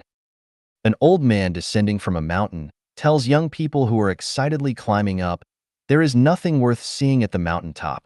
The view is even better down below." Of course, the young people do not believe him and think, "This old man just doesn't know how to appreciate the scenery." So, they keep climbing, eventually reaching the mountaintop, but also growing old. And what do they find? The old man was right all along. There really isn't anything worth seeing at the mountaintop. Consequently, one by one, these people who were once young and climbed mountains start descending. As they see the younger generation climbing with excitement, they tell them, "There is nothing worth seeing at the mountaintop. The view is even better down below." However, how could the young people believe the words of the old folks? Thus, this story of climbing the mountain continues to unfold from the distant past to the present and will continue into the distant future. In the end, we will discover that especially serious people will die due to their seriousness, and especially attached individuals will die due to their attachments. Nutritionists will die due to nutrition. Excessively clean people will die due to cleanliness. Those desperately seeking longevity will die prematurely in pursuit of longevity. Those who aspire for political power will die due to political power. Those pursuing wealth will die due to wealth. And those scheming to attain power will die due to power. The list goes on. So, where is the best path in life? Take things as they are, associate with others by following naturally come-and-go relations, act in accordance with one's intrinsic nature, and take advantage of opportunities as they arise. Let go of attachment. This is the best path in life, and it also aligns with the path of the sublimation of life. 走出思维迷思3 Breaking Free from Mental Fallacies, Part 3. Xiefeng, March 4th, 2022. Edited by Qin Yu. Life is enriched through possession, while life withers through possession. When people travel by train, they buy a ticket, enter the station, board the train, travel for a distance, disembark, and exit the station. Simple and effortless. Rarely does a passenger want to buy and possess the train they are traveling on, nor do they wish to stay on the train indefinitely. Why don't passengers want to buy and possess the train? Because it is unnecessary, and ownership would become a burden. Likewise, people do not desire to possess commercial airplanes or large cruise ships because they are merely using them for one journey. Perhaps they will only use them once in a lifetime. So why invest time, energy, and money to own them? However, the fallacy lies in the fact that despite knowing we are merely traveling through this earthly realm for a short period, where everything on earth is not worth possessing and even if possessed, it will eventually have to be relinquished, why have humans tirelessly rack their brains over what to possess? Why are they even willing to pay the price of their own and others' lives to possess illusory dreams along their journeys? Let's assume we have 1 million in cash. Is it better to use that 1 million to buy a house, or to temporarily rent someone else's house and use the remaining money for other purposes? For example, renting a house for 1 year with a rental payment of 20,000 yuan. Renting for 50 years would amount to 1 million yuan. From the perspective of life, buying seems better, providing a sense of security and becoming capital to flaunt to others. However, from the perspective of life's meaning, renting is, of course, better because by paying 20,000 yuan annually, one would still have plenty of money left to invest in other fields. This investment may generate more wealth, not only enough to pay the annual rent of 20,000 yuan, but also leave a surplus.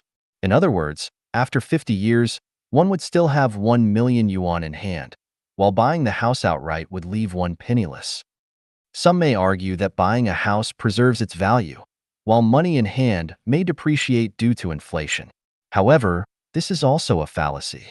Houses depreciate every year and may even collapse, while money in hand has the possibility of both depreciating and appreciating.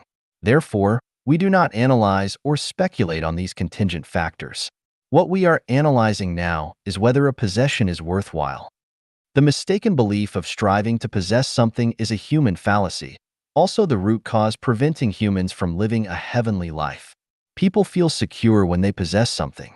It satisfies not only their practical needs, but also their psychological desires. Consequently, the goal of their entire lives becomes to possess more: land, houses, cars, status, wealth, honor.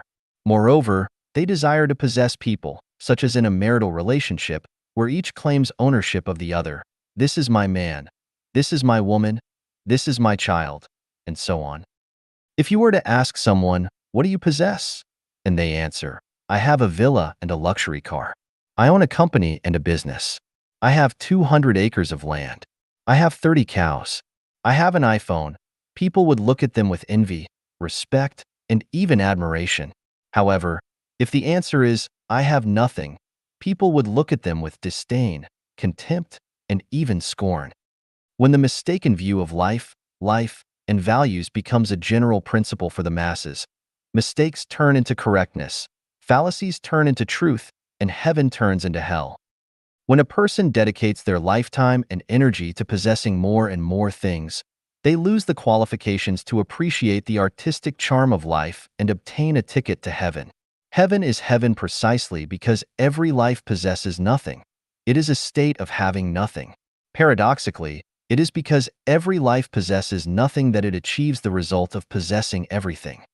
When we possess something, we feel secure, and the more we possess, the more fulfilled our lives become. Our vanity attains maximum satisfaction. However, precisely because of our possessions, we are alienated from heaven, and this is the withering of life. 人生八悲, The Eight Sorrows of Life. Xiefeng. April 3rd, 2022. Edited by Qin Yu. Ancient wisdom states that there are three great sorrows in life: losing one's father in youth, losing one's wife in middle age, losing one's child in old age. I do not fully agree with this viewpoint. First, these three sorrows seem to be unrelated to women themselves. Second, these sorrows are not inherent, but are created by human cognition and culture. My perspective on the sorrows of life is as follows. First sorrow: lack of maternal love in infancy. Second sorrow: lack of playmates and insufficient opportunities for joyful play during childhood. Third sorrow: lack of guidance on being a human during adolescence. Fourth sorrow: lack of love and the absence of establishing beliefs during youth. Time and energy are expended on the pursuit of marriage, family, and materialistic desires, including food, clothing, shelter, and transportation. Fifth sorrow: stumbling in midlife. Sixth sorrow: being abandoned by family in old age. Seventh sorrow: learning the Bible in adolescence, Buddhist scriptures in youth, and the Quran in old age. Eighth sorrow: delving into cultivation methods and techniques, supernatural abilities, and metaphysics. If one of these sorrows exists, life will be filled with regrets. If two sorrows exist, life will be filled with resentment. If three sorrows exist, life will be filled with pain. If four sorrows exist, life will be filled with defeat. If five sorrows exist, life will be filled with chaos. If six sorrows exist, life will be filled with hatred. If seven sorrows exist, life will be filled with suffering. If eight sorrows exist, life will be a prison. I have the supreme method that can resolve these 8 sorrows. By following this method, the sorrows can be overcome. 与其道德说教，不如更换程序。Instead of moral preaching, change the program. Xiefeng, June 25, 2022. Edited by Qin Yu. Program development always surpasses moral preaching. In the 18th century, England transported convicts to Australia to alleviate domestic prisoner overcrowding and develop the country. The British government hired private ships to transport the convicts. Prior to departure, the ship owners were paid by the government based on the number of convicts on board. In order to maximize their profits, the captains crammed as many convicts as possible onto the ships, resulting in overcrowded cabins with poor air quality. Since the ship owners had already received their payment, they disregarded the life and death of the convicts. As a result, the death rate on these ships reached as high as 12%. One ship, for example, carried 424 convicts, of whom 158 died during the voyage. To reduce the mortality rate, the British government dispatched government officials on each ship to supervise the transportation process. They also set mandatory standards for the convicts' living conditions and provided doctors to accompany them. What happened next? In pursuit of their own interests, the ship owners bribed the supervising officials and doctors. Those who refused to accept bribes were either thrown into the sea or killed by other means. Consequently, the death rate among the convicts remained high. Eventually, the government changed the payment procedure. Instead of paying based on the number of convicts boarded, they started paying based on the number of convicts safely delivered to Australia. As a result, the ship owners made every effort to protect the lives of the convicts, improve their diet and living conditions, and actively seek medical treatment for them. Consequently, the convict mortality rate dropped from 12% to 1%. This is the effect of changing the program. If a certain state is persistently bad, then one should not rely on moral preaching to solve the problem. Instead, consider changing the program. Once the program changes, the state of chaos immediately disappears. For example, in the matter of elderly care, there are moral expectations for children to dutifully care for their parents, with sayings such as, "Filial piety is the foremost of all virtues." However, what has been the situation for thousands of years? Despite loving parents having been around since ancient times, who have seen filial children? Since this is the case, why not change the program for elderly care? Options such as using real estate for retirement, group retirement, hotel retirement, nursing home retirement, retirement pension, and so on still fail to alleviate the suffering of elderly people, especially those without financial means. In fact, elderly care is easily to be solved. Regardless of whether the elderly have money or children, they can all live their later years happily in the second home life mode program created by Life-Echanuan. Another example is the issue of marital relationships. Few people have been able to handle marital relationships well over thousands of years, and the problems and pains that arise from managing these relationships are too numerous to list. So why get married and start a family? Does not getting married and starting a family mean one cannot live a good life? The second home mode of Life-Echanuan effortlessly resolves this problem. In this mode, there are no marital relationships, and without marital relationships, the troubles and confusions caused by relationship management disappear. By changing the program, the worries and pains are eliminated. Similarly, in the realm of raising children, reality reminds us that due to the flawed perspectives on life held by the majority of parents themselves, the values, life, and worldviews they pass on to their children remain incomplete. This brings endless confusion and setbacks on the journey of life for the next generation.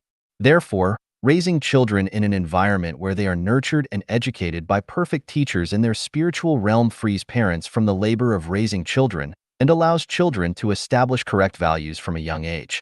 Life-Echanuan has successfully proven this through 10 years of practice. Regarding the issue of funerals, people now say they can't afford to die. Why can't they afford it? Because burial plots are expensive and funeral costs are too high. The easy solution to this problem is the Life-Echanuan funeral system, created by the Life-Echanuan community. This funeral system not only makes death affordable, but also allows people to depart gracefully and elegantly. As for wars between nations, for thousands of years, Wars between countries have brought great harm to the people. Does humanity really lack the knowledge and wisdom to solve this problem? Not at all. Global unification and the disappearance of nations, allowing people to freely move around the world, create a sense of interconnectedness. Who would fight whom? With the massive military expenses gone, no more soldiers, and destruction eliminated, wouldn't that be wonderful? This is merely a matter of changing the program. What problem in human existence cannot be solved? Floods, droughts, epidemics, social unrest, corruption, wealth disparity, and other issues. Can they be solved through moral preaching? They cannot. But by changing the production and life mode programs that humanity has followed for thousands of years, everything can be easily resolved, bringing about favorable weather, social stability, and everyone's happiness, joy, freedom, and well-being. By observing the outstanding figures throughout human history and the wise and capable individuals of today, it is evident that only Deiform Buddha of Life Changyuan can truly lead humanity into the desired era of peace and happiness. Even if the Ziwei saint were to descend, he would still be unable to surpass Deiform Buddha. 做人之事 1. Being a Human Knowledge 1. Xiefeng. October 4th, 2022. Edited by Qin Yu. The more chaotic and morally corrupt the era, the more important it is to maintain one's integrity. In a society with complex and confused values, it is crucial to uphold one's integrity. In times of social unrest and anxiety, it is even more important to stay true to oneself. When facing personal adversity, oppression, poverty, and illness, it is essential to maintain one's integrity. Being a human is not about being a good or kind person, achieving status or wealth, seeking the approval and praise of others, or becoming successful in the future. It is about living with dignity, peace of mind, prospects, and being truly human, not like a ghost, demon, monster, devil, or beast. I will first list the following 28 principles as the fundamental knowledge for being a human. Never break your promises. Keeping your word is the foremost duty of being a human. Once you break your trust with someone, it is difficult to restore it. A single act of betrayal can have lifelong consequences. Maintain a sense of gratitude. Regardless of who they are, if someone has shown you even the slightest kindness, remember it forever. As a result, always respect and honor your parents. Express gratitude to teachers, masters, and mentors. Cherish the bond of siblings, and be thankful to anyone who has helped you in any situation. Be grateful to the opposite sex with whom you have had intimate relationships. Although it may be impossible to fully repay a favor, always remember it and treat those who have helped you with utmost respect, using gentle words, humble gestures, and a warm expression. Do not argue with elders. Do not bully those who are weaker, poorer, or disadvantaged. Do not ridicule those with physical disabilities. Do not bully widows, widowers, or individuals with disabilities. Prioritize the well-being of the elderly and women when there are advantages or benefits in the current situation. Do not waste even a morsel of food. Do not compete with superiors for recognition. Use only what you earn through your own labor and never exploit even the smallest advantage. In a group, listen more to those who are more important than yourself and speak less. Expand outwardly and do not compete for profits with siblings. Do not disrespect deities, gods, Buddhas, celestials, and saints. Do not enter someone's home or bedroom without permission. Do not pocket anything found on the ground. Do not interfere in other people's affairs unless asked. Never intrude upon others' privacy, including refraining from reading their letters and phone messages and avoiding engaging in gossip. Especially avoid prying into the privacy of close friends, family, and romantic partners. Do not voluntarily report the crimes of close relatives to the authorities. Do what you are capable of doing and do it well. Do not undertake tasks beyond your ability. Do what you truly enjoy from the depths of your heart, rather than being led by vanity and money. Have at least 2 sincere friends who can mutually support each other. Adapt to local customs and do not cling stubbornly to your own opinions. Avoid having peculiar tastes and demands. Learn to accept things as they are. Don't scheme and strive for grand achievements, and only accept rewards when deserving. In any situation, at any time, Prioritize harmonious interactions with others. Do not engage in theft, robbery, gambling, drug trafficking, rebellion, deception, abduction activities, and organizations. Never attempt to change others. Act in accordance with your nature, associate with others by following natural come-and-go relations, accept things as they are, and take advantage of opportunities that arise. Obey laws and regulations. Even if 99 out of 100 people disregard the law, you must persist in adhering to it. Foster independent thinking and entrepreneurship from a young age. These 28 principles are the basic guidelines for being a human. Being a human is difficult, sometimes feeling helpless in the world. But while the body may be beyond our control, our hearts are within our control. As long as we adhere to these basic principles throughout our lives, gradually, we will distance ourselves from suffering and calamities, moving towards good fortune and auspiciousness, and lay a solid foundation for our future cultivation, enabling us to embark on the path of becoming celestial beings or Buddhas and embarking on a spiritual journey towards heaven. 做人之事 2. Being a human, knowledge 2. Xiefeng. October 4th, 2022. Edited by Qin Yu. Observe the social upheavals, rampant epidemics, frequent disasters, widespread hunger, and various movements throughout history. People were deeply involved, yet there were always those who remained unscathed because they upheld the integrity of being human. If you don't believe in karma and consequences, then go ahead and commit evil acts and join forces with the wicked. If you believe that heaven does not spare anyone, then learn the knowledge of being human and become a true human being. Do not define or pass judgment on others. Only the divine can discern right from wrong, and the Tao judges our merits and demerits. In the grand script of universal life, human cognitive abilities are insignificant. If we define and pass judgment on others, we may make grave mistakes and create great misfortune. Do not believe hearsay.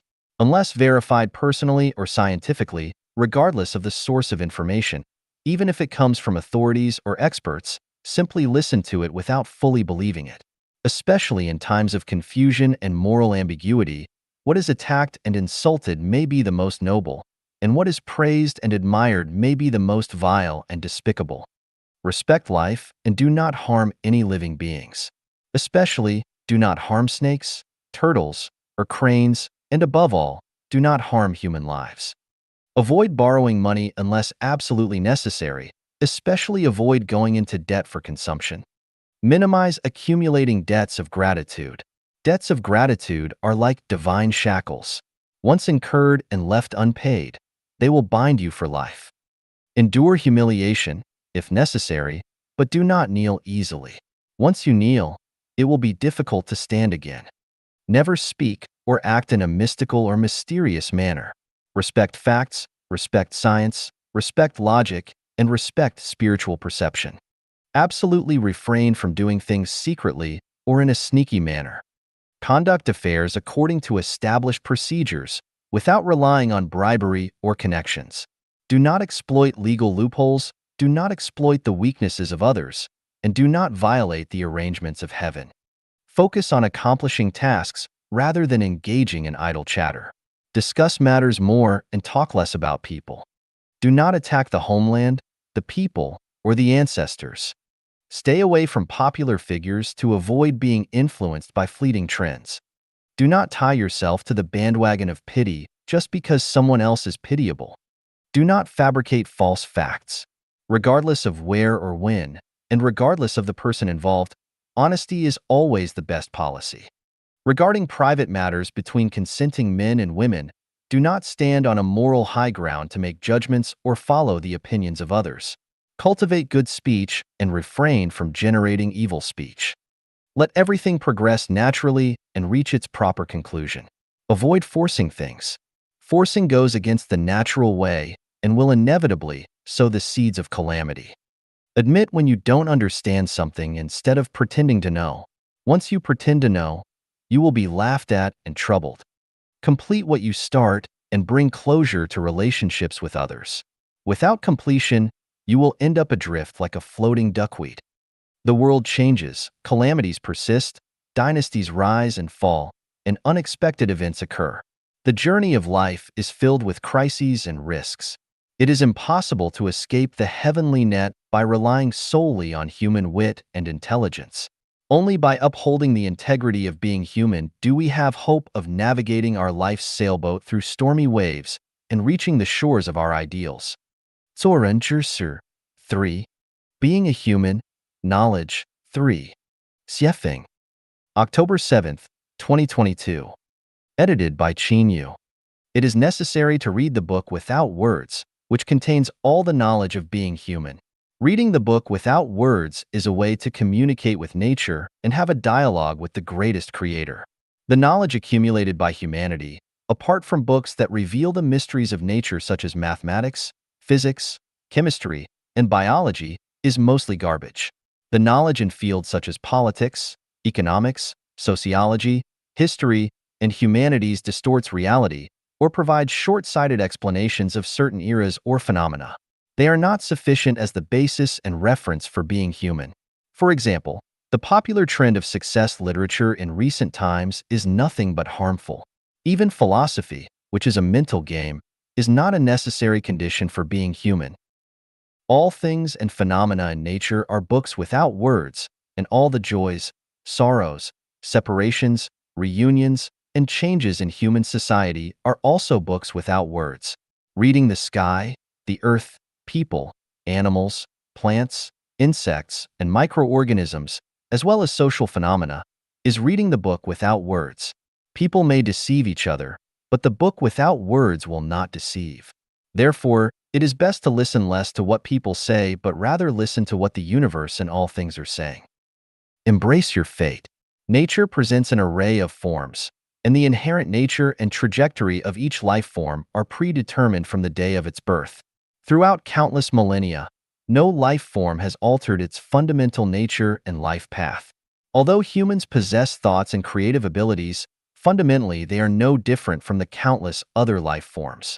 From the moment of birth, each person's life's merits and demerits, fortunes and misfortunes, and life's trajectory have already been predetermined. Trying to change this destiny is equivalent to choosing one's parents, the era of birth, and the environment, which is entirely impossible. Therefore, accepting one's destiny is the best choice. Accepting one's destiny leads to contentment, understanding, adaptability, happiness, and even spiritual enlightenment. Not accepting one's destiny leads to impatience, anger, resentment, setbacks, hardships, and calamities. Follow your nature. Following your nature means doing what you genuinely like. However, people generally cannot follow their nature due to considerations for the needs of those around them, supporting their families, social responsibilities, legal constraints, public opinion, and more. Those who can truly follow their nature are few in number. Nature is Buddha, and following your nature is being a Buddha. Nature is celestial being, and following your nature is being a celestial being. What does it mean to follow your nature? If you desire to own a luxurious mansion and have several servants serving you, it is not following your true nature, but rather succumbing to vanity and desire. It is following your ego and conforming to society's values. To follow your nature means that if you want to sing folk songs on the street in the middle of the night, you can do so. If you want to commute naked on a scorching hot day, you can do so. If you want to stay away from someone, you can do so. If you want to get close to someone, you can do so, and so on. Do not imitate others or take them as your role models. Never try to learn, imitate, or become someone else. Each person is unique, and no one can ever become another person. Those who excel possess innate talents and missions that cannot be acquired through imitation. Therefore, be yourself. Learn to create. Everything we see is created. Creation is the source of joy and vitality in life. True sweetness and happiness do not come from material pleasures, but from spiritual and mental enjoyment. Creation is the primary source of spiritual and mental enjoyment. Therefore, strive to create something out of nothing and make efforts in creation. Look at the super-celestials of the Celestial Islands continent. Each one of them is skilled and adept at creation. Even the infinite vitality they manifest is a result of their creative thinking. Do not chase after trends. Trends may come forcefully, but they will eventually turn into bubbles. For example, the trends of buying houses and cars, farmers rushing into cities, or college students striving to become civil servants, these endless waves of trends. If one's life does not settle down and instead constantly chases after trends, their life will be reduced to a bubble. Accumulate energy throughout life. To achieve great ideals, one relies on abilities rather than luck. To ensure a worry-free life in terms of livelihood, clothing, housing, transportation, aging, and illness, one relies on personal abilities. Depending on the nation, the government, the system, or future generations for support is a gamble in life. All reliance on the external world is a gamble in life. Relying on the moral and ethical values preached by human culture to achieve one's beautiful ideals is an illusory and beautiful mirage. Therefore, lifelong energy accumulation is essential. This energy is not primarily material or meticulously cultivated social connections, but rather one's personal character, inner depth, and survival capabilities. Maintain lifelong diligence. As long as one is alive, whether in their 30s, 40s, 70s, or 80s, they should never have the idea of, I can enjoy life now. Instead, they should maintain a mindset of, I hear the Tao in the morning, and I die content in the evening. Continuously learn, explore, study, and contemplate. Continuously elevate one's life's realm to deeper, broader, and more profound multidimensional time and space. Maintain an open mindset. Due to the accumulated influence of history and culture in our consciousness, we instinctively consider certain knowledge as truth. In eras when women bound their feet, men wore braids, and virtuous arches were erected for married women, we considered these practices as natural. In certain specific periods, we may even consider unmarried cohabitation as a crime. Such distorted perceptions tell us that what we staunchly defend may be the most ignorant thing. The era is progressing, and humanity will eventually break free from the ignorant prejudices and move towards civilization. What is universally accepted today, when viewed from the perspective of future civilization, will be recognized as incorrect. What is considered right today may be found to be wrong tomorrow. Therefore, it is necessary to maintain an open mindset as a human being. Do not feel the need to condemn or attack present irrational phenomena or events. All knowledge representing civilization may appear irrational and unreasonable during periods of ignorance. Decades or centuries later, people will realize that those thoughts and things considered wrong today are, in fact, the most reasonable and rational phenomena. The summaries provided in Being a Human Knowledge 1, Being a Human Knowledge 2, and Being a Human Knowledge 3 offer initial guidelines and standards for being human. Knowledge about being human is extensive, ranging from cultivating upbringing, self-cultivation, and self-restraint to the enhancement of EQ, IQ, and SQ, ultimately enabling one to navigate through the trivialities of daily life and complete the journey of life perfectly, leading to the sublimation of life to heaven. This is a profound subject that requires further contemplation and deepening of the connotations and extensions of being human. May everyone strive for perfection as a human being and make the most of their journey in this human world. 痛苦者进不了天堂. Those in pain cannot enter heaven. Xiefeng. October 13th, 2022. Edited by Qin Yu. Pain is a form of conscious illness. Whenever one feels pain, it indicates that they have gone astray. Pain can stem from various sources: the suffering of birth, aging, illness, and death, the pain of unfulfilled desires and inability to let go, the pain of being bullied by others or betrayed by friends, the pain of being unable to repay car or home loans, the pain of not being able to become an official, get rich, or gain fame, the pain of being confined at home and lacking food due to lockdown measures, the pain of power struggles, the pain of being imprisoned, the pain of having one's property robbed, the pain of being cheated on by a partner, the pain of unfulfilled wishes, the pain of encountering disasters, and so on. The source of pain is endless and unfathomable. If we respond to pain with more pain, the suffering will be endless.